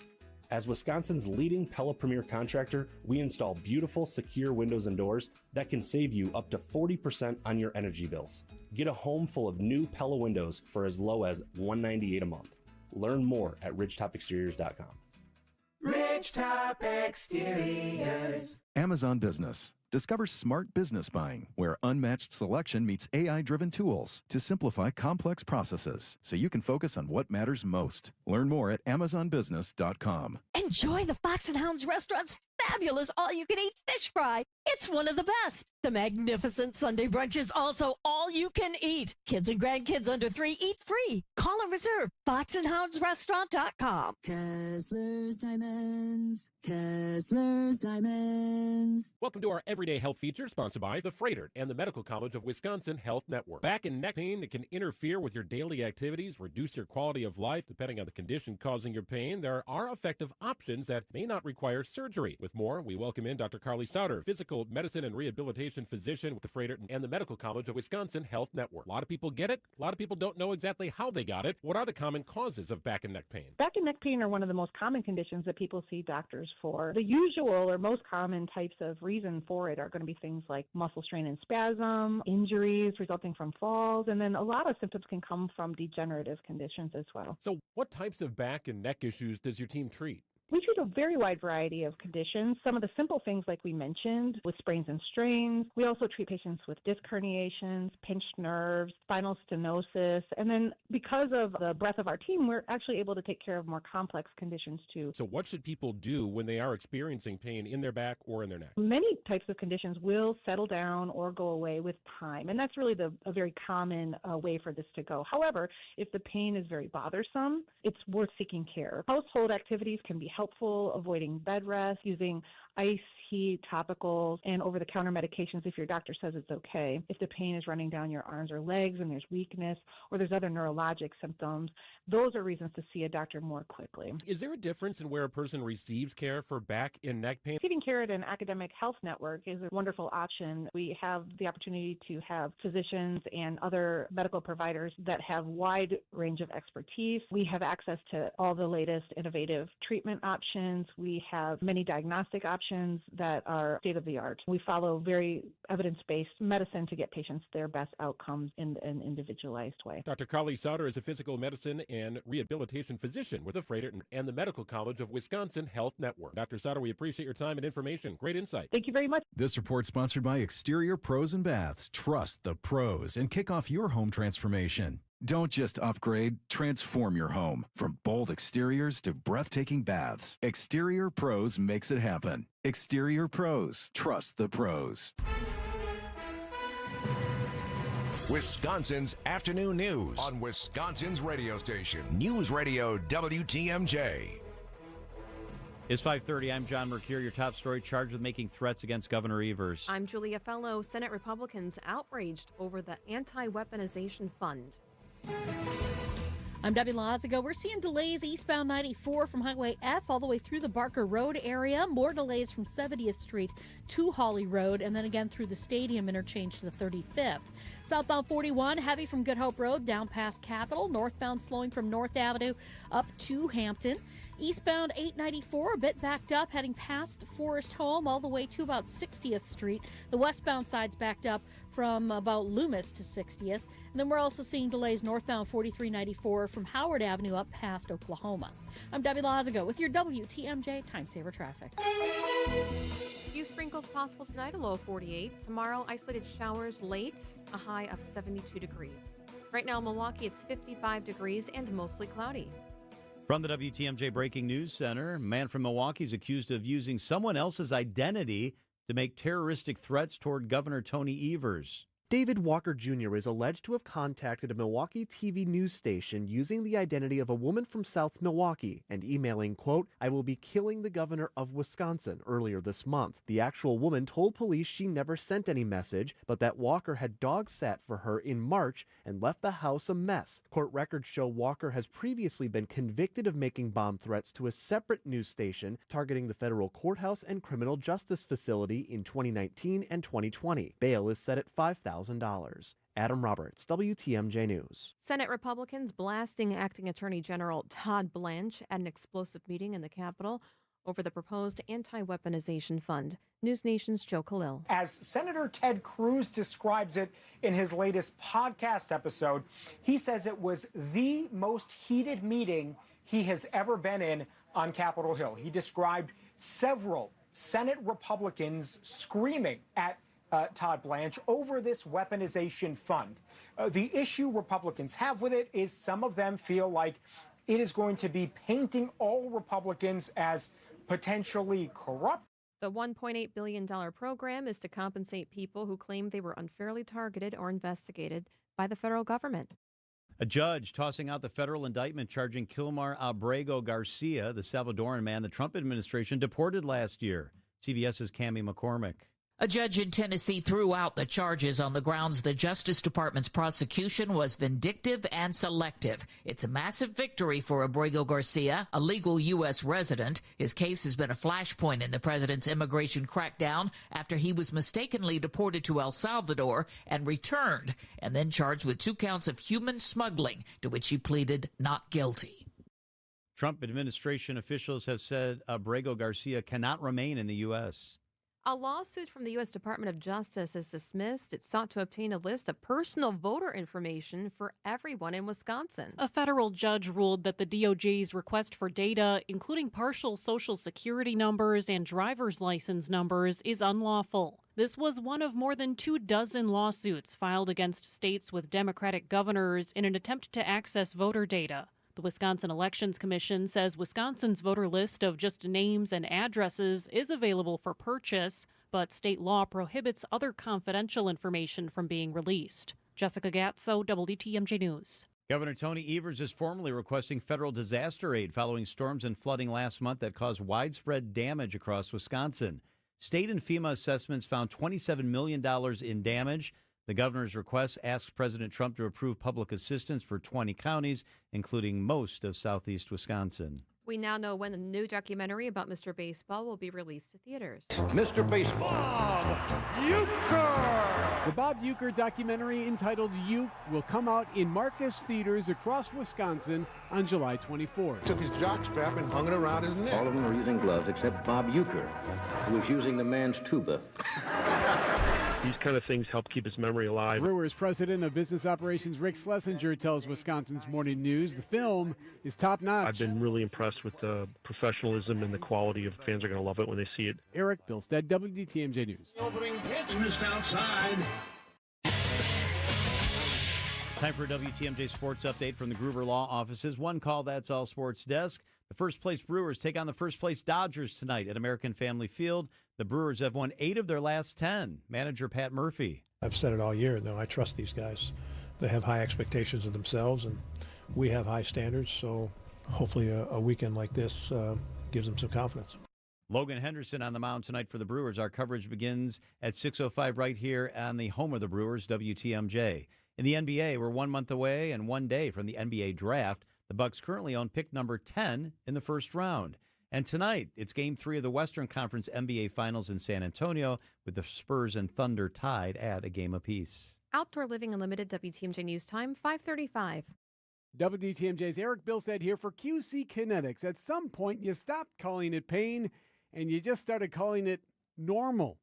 Talking about that joint pain in your knee, your shoulders, your back. It's just normal to live with that pain now, right? Well, deep down, you know that's not okay. It's time to get back to the person you were. Active, carefree, and up for anything. It's time to call QC Kinetics and learn about their regenerative treatments for joint pain. There are clinics right here in southeast Wisconsin, in Mequon and in Greenfield, and they're helping patients with pain from arthritis or injury. Those patients are back moving now, sleeping, golfing, running, without surgery or long recoveries. The time is now. No more watching summer come and go. Get back to the version of you that doesn't map out a route based on where you can sit or avoid stairs. Call QC Kinetics today, 414-667-5559. That's 414-667-5559. Get your free consultation now. Call QC Kinetics today. Wisconsin's afternoon news on WTMJ. Chief Meteorologist Brian Niznansky is with us. To see Niz and watch the show, you can always text the word WATCH. The Siding Unlimited WTMJ talk and text line 855-616-1620. Hello, Niz. Yo, what's up, guys? How we doing? We're doing pretty good. How about you? I'm doing good. We're getting ready for the weekend. Weather's overall looking pretty good. Couple little small rain chances, but overall the weekend forecast looks good for Memorial weekend holiday. Yeah, it's kind of a pain in the butt when you have, because we read the forecast all afternoon, kind of like what you do. When you have to read like isolated shower, possible late, slight chance for showers, when really the weekend looks like it's going to be pretty good. It does, yeah. To sum it up, like you'll see those little small rain chances, but each one of them is like a 10 to 20% chance, right? So I think most people should prepare for a dry weekend forecast. If there was like a time that we had a little bit better, one of those times would be tomorrow evening, like 8, 9 o'clock in our western counties. And then maybe like another tiny chance early Sunday morning, and then again Sunday night when we're sleeping. So that sums up that most of the time people are out. We're looking pretty good. I could use some rain. Are you going to be on your boat? Maybe Sunday afternoon and evening. We got some other, like Saturday, tomorrow we're going to go and check out a friend of mine who lives down in Illinois, Northbrook area, their kids' soccer games and baseball games. And then on Sunday, we're going to the Brewers game during the day. So Sunday evening is probably our best chance to maybe get out on the boat. Oh, that sounds like good. Monday looks incredible. I mean, it sounds like it's going to be a great day. Each day gets warmer here. And by Monday, I think by Sunday, inland spots are 80. And then by Monday, everybody has a good chance at hitting 80 degrees. So it's the unofficial start to summer. John, I don't have to tell you, of course, enjoy the weekend. But of course, as you're having that beer, remember why you can have that beer. And it's because of those who made that sacrifice, guys. Well said, Niz. You know, we were talking earlier today about the poppy. It's over Memorial Day that you'll see veterans at grocery stores or intersections handing out poppies. It comes from a 1950-something poem written by a lieutenant colonel that said this: "In Flanders fields the poppies blow between the crosses row on row," because the poppies were the first flowers that would grow in the devastated battlefields in Europe. So that's the symbol of sacrifice. And you're right, Niz. You can be on the boat, have the barbecue, play the soccer or the volleyball, but, man, take a moment to just think about the men and women. Have that moment to recognize those that I know are a lot braver than I am. That's for sure, and who are upstairs looking down on us and made that sacrifice. I'm glad you mentioned the poppies. Like, I am a huge fan. I love ways to give back that don't break the bank. Not every one of us can make that donation of hundreds and hundreds of dollars, but what most of us can do is donate a couple bucks and then times that by thousands, and we make a huge impact. So if you do see someone handing out those poppies, slip them a couple dollars and we can make a big difference. You got that right, Niz. Okay, detail it out for us then, please, beginning tonight. Yeah, so tonight, mostly cloudy skies. Again, an annoying sprinkle chance where most of us are going to be dry. Low temperature 48. Now for tomorrow, partly cloudy.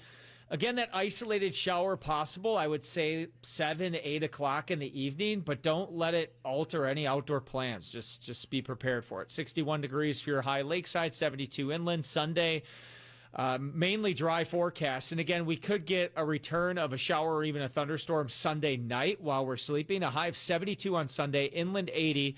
Monday, mostly sunny and warm, a high of 83. And then Tuesday, mostly sunny and up to 86 degrees, guys. So the unofficial start to summer seems to bring in officially our start of summer weather. All right. Chief Meteorologist Brian Niznansky, have a really nice weekend, Niz. You too, guys. Go Brewers, too. Big series ahead. Yeah, you got that right. The forecast brought to you by Infinity Exteriors, your local experts for roofing, siding, and window projects.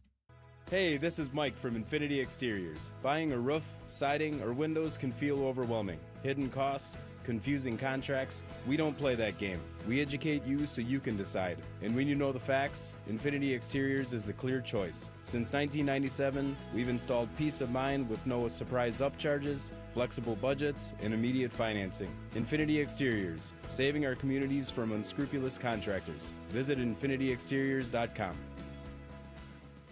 It's WTMJ's Debbie Loziga for Car Edge. The stress of car buying is finally a thing of the past. Car Edge negotiates with local dealerships for you, keeping your personal info private. With an average of 20-plus years of dealership experience, Car Edge experts know every trick in the book, saving you time and money. No sales calls, no wasted hours playing games at a dealership, just the best deal on the car you want. WTMJ fans get 20% off. Call 414-667-7413 or visit caredge.com/WTMJ for a free no-obligation consultation today. Do you have 3 ex-wives and your current trophy wife wants a life insurance policy 3 times the size of the policies you had to purchase for your previous mistakes? If so, you need to call Big Lou at Term Provider, 800-444-9336. Big Lou is intimately familiar with your problems, and if you're 50 or 60 years old and in reasonably good health, a $1 million policy should only cost about $100 to $200 per month. Big Lou may have a solution for your previous policies as well. You may even save enough money to lighten the load on your new $1 million policy. Remember, call Big Lou. He's like you, except he's only on number 2. Call Term Provider at 800-444-9336. That's 800-444-9336. For $1 million in term life insurance that you can live with, call Big Lou at 800-444-9336. Picture this: a perfect summer evening, great friends, and dinner on the patio overlooking a beautiful course. That's Racine Country Club. More than golf, it's a place to relax, gather, and belong. A new energy is here, and you're invited to experience it. From great food to unforgettable events, it's a lifestyle built around community. Whether it's a quick 9 after work, dinner with friends, or a weekend with family, Racine Country Club offers something for everyone, year-round. Discover what's new at Racine Country Club. Visit racinecountryclub.com. Keeping you updated on culture and creativity. What's on Tap with Sandy Max. The creator of this massive Bob Uecker mural is in the studio with me right now, artist Mauricio Ramirez. Take it piece by piece, step by step, and just focus on a certain area, that most difficult part of the mural, which is the portraiture work. I'm just really hyper-focused on making sure that I get all the details right. Weeknights at 6 on WTMJ and the What's on Tap podcast on WTMJ.com.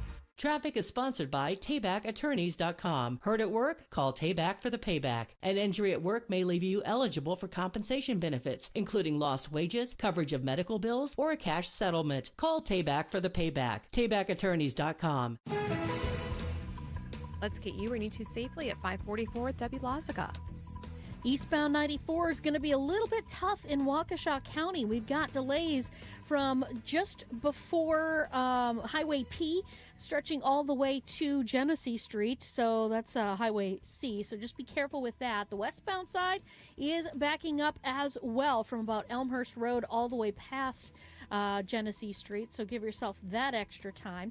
Otherwise, a little closer into town, we do still have some delays eastbound 94 heading past Highway F, actually east of Springdale Road all the way to about Barker Road. And then we've got more delays through the Stadium interchange starting at about 70th Street. Southbound on 41 backed up from about Good Hope Road all the way down to Capitol. Northbound between North Avenue and Burleigh. And then northbound on 4394, just a little bit tight, heading up past the Holt Avenue to Oklahoma Avenue. I'm Debbie Loziga with your WTMJ Time Saver Traffic. We are joined in the studio by Kent Lovern. He is the Milwaukee County District Attorney. Kent, thank you so much for joining us. It's good to see you today. Happy Friday. Ellen Stevens, this was a criminal complaint that was just filed, and she's been charged with negligent handling of burning material related to that big fire at 32nd and Hampton. What can you tell us about the complaint and what you alleged happened in this case? Sure. The charge was referred to us as a misdemeanor, negligent handling of burning material. That's the charge we issued here. And essentially, the complaint indicates that she was exploring this building, which is largely vacant, and with some other individuals, and ultimately, while on the rooftop, had a cigarette that she was finished with and was ostensibly putting out and flicked downward and thought nothing more of it until they were traversing downward, and she and her friends observed something smoldering, went in and apparently tried to put it out and thought they did, and didn't see signs of fire, and so they went ahead and left. And then, unfortunately, the fire still existed and resulted in a substantial incident and extensive damage. Yeah, and then on Snapchat, according to the court records, I'm just paraphrasing, but she said there's a fire in it. I might have been the cause of it. She was just on Channel 12 talking to Nick Bohr. Can you believe that someone who's accused of this would be talking to the media like that? Well, the complaint does reflect that she was questioned by police, and she was very upfront about what happened. So, I guess that stands to her credit, and ultimately, the resulting charge is based on somebody who has that type of burning material and discards it negligently, and results in what we have here. How often are complaints amended? If you find new information, could you add charges? I know you can. How often does it happen that you add charges or change charges as your investigation continues? Oh, sure. That happens freely. If we get more information about something, in any case, that makes it more serious, certainly we add charges. Sometimes we're aware of that when we issue charges initially, that there's more investigation that's ongoing. And when that happens, often the defense is even alerted to the fact, or we may even indicate in a criminal complaint that more charges could be coming, that the investigation's ongoing. Kent Lover, the Milwaukee County District Attorney, is with us. Kent, I want to ask you about the Barry Coleman case. He's the teen defendant who tried to enter a plea on Monday. The basic deal is that it's alleged that he was involved in a kidnapping scheme, orchestrated a plan to rob a 7-year-old boy's mother, instead kidnapped the boy. I'm reading from the criminal complaint, in an attempt to hold him for ransom in July of last year. So one of your assistants and a defense attorney come before Judge David Borowski, and they come before the judge and they say, like happens a lot of times in our courts day in, day out, they say that we have reached a deal. We've reached a plea deal. So then Judge Borowski is sitting on the bench and they start to explain the deal, and then he weighs in. I want you to hear a little bit of what he said, then I have a couple questions about this. This is David Borowski as he rejected the plea that was made between prosecutors and the defense team in this 15-year-old boy's case. In jumping out of a car, grabbing a 7-year-old in his arms at gunpoint and throwing him in the back of a car, and I'm supposed to take straight robbery? So the plea deal was he would plead to robbery instead of the other more serious charges. This is what Borowski also said. This is a heinous allegation, even for Milwaukee. It is not in the interest of justice for me to accept this. How unusual is it for a judge to reject a plea deal? Fairly unusual, but it happens, and the judge has the authority to do that. Sometimes it happens more commonly if it's perceived that a defendant doesn't understand what's going on or isn't really wanting to plead guilty voluntarily. In this case, which is more I would say, which is less common, it can be, as the judge expressed, a belief that the agreement doesn't reflect what a fair resolution ought to be here. When that happens, and again, that's within the judge's authority to exert that opinion. When that happens, the parties go back and discuss it again and decide if they can come to an agreement that satisfies the concerns of all involved, or if the matter will just proceed to trial. So that's what's happening in this case. So judges in Wisconsin cannot be directly involved in plea negotiations for a lot of different reasons. Do attorneys on both sides who are adversaries but also kind of respected combatants talk about the likelihood that a judge will accept a plea? Is that part of the discussion ever? What's the likelihood that an issue is seen with this? Is that part of the discussion or not really? Not often, because it generally, in the vast majority of cases, plea agreements are accepted by courts. And so that doesn't come into probably the discussion as much as perhaps the speculation about what the sentence might ultimately be, depending on who the judge is, depending on the judge's experience with certain cases, depending on the judge's sentencing record on cases. That's probably more likely the discussion among experienced attorneys. All right, let's move on, should we? How about the Isaiah Cologne Johnson case? So this was a high-profile incident when it happened. A cyclist was injured in a Walker's Point hit and run last summer. The case, the guy charged was Isaiah Cologne Johnson. The case against him, I guess it was about 2 weeks ago, was dismissed without prejudice because prosecutors say state citizen witnesses failed to appear for trial. I guess let's start with what does dismissed with prejudice mean? Well, in this case, it was dismissed without prejudice. I'm sorry. Yes. Yeah. What does that mean? What that means is it's dismissed, but we can refile it again as soon as we need to. So that's the important distinction here. What happened here, and there's video on this that's been publicized. It's horrific, and we're all very lucky the individual affected by this has survived and is recovering. Challenge is, of course, from the get-go has been the driver of the vehicle not arrested on the scene. The video, which shows the horrific impact that this driver had on this victim, does not display who the driver is. So that's where the investigation starts from. And the owner of the vehicle is not the driver of the vehicle. We know that. So it's been, from the beginning, an investigation that the police department's been working on to try to piece who, in fact, the driver is. The original criminal complaint in this case does allude to a victim to a witness who is in conversation with the person we charged in this case at the time of the collision. The challenge at the trial date here recently is that the essential witness has had some health issues recently, and we just were not in a position to go to trial 2 weeks ago. Now, the investigation's ongoing, I think, with some additional information that we're trying to gather here. And, the sincere hope, and I've actually been in touch with the victim's family on this one directly. The sincere hope is to move forward on this case again, but we have to make sure we have the evidence we need to prove it beyond a reasonable doubt. Yeah, so apparently the witness would be the person who's on the other end of the FaceTime. Or maybe they were on Facebook, or they were on some type of thing where he was talking to someone face to face on his cell phone while he's driving, and then you can hear him go, "Oh my goodness," and they could hear the crash. And then later on, police, thank goodness, found the vehicle involved. The front bumper was ripped off. The windshield was smashed. So what does this do to the victim, who is almost going through this all over again? Oh, no question that what's happened to them is, number one, something that should never happen to anyone in the first place. The incident itself. And number two, of course, like we all feel like we want the case to get done first the right way and get done as quickly as possible. And so, yeah, there's no question that frustration they feel right now with the system is completely justified. And we're not happy with where things are at right now either. But we're determined and, in fact, have continued to work on this even since the case was dismissed. And as I've said to them, we'll do everything possible to move forward with the case again. So a lot of people are asking when they heard this, there's lots of video. The guy who got hit is a witness, even though he only saw certain things. There are a lot of other elements to this case. What if the witness decides not to cooperate, or what if, God forbid, this witness passes away? Do you revamp? Do you retool? I mean, obviously, if you're a prosecutor and it's on the eve of trial, you've got laid out what you're going to do. And if a witness shows up, the responsible thing to do is probably to say, all right, we got to pause this. We got to reevaluate. Without that witness, is there the possibility still, if that were to be permanent, that this moves forward?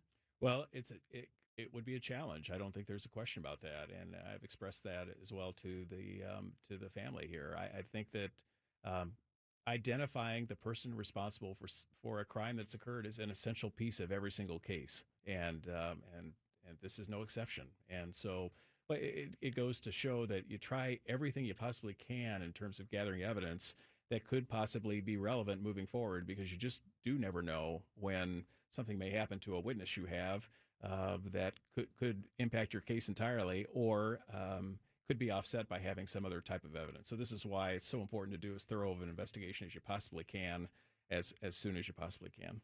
Is there a time deadline for your office to decide if charges will be refiled? How does that work? Ultimately, it's a felony charge, so we would have to, there's a statute of limitations of 6 years that a charge would have to be brought. But there's work being done as we speak on this matter to try to bring it forward again. I know you're very patriotic, and you spend part of the holiday usually at the Wood National Cemetery, doing that sort of thing. What other plans you got for the weekend? Well, I'm doing that for sure. Getting together with some friends tomorrow night. But yeah, I appreciate the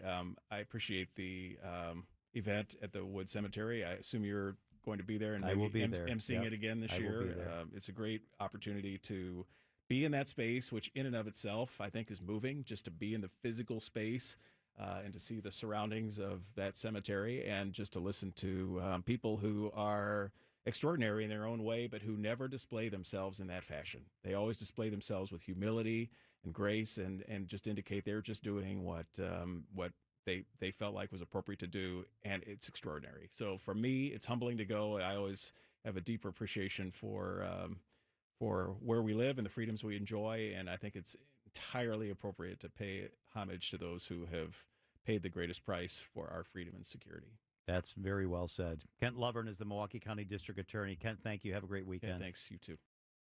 WTMJ, W277CV, and WKTI HD2 Milwaukee from the Annex Wealth Management Studios. This is News Radio WTMJ.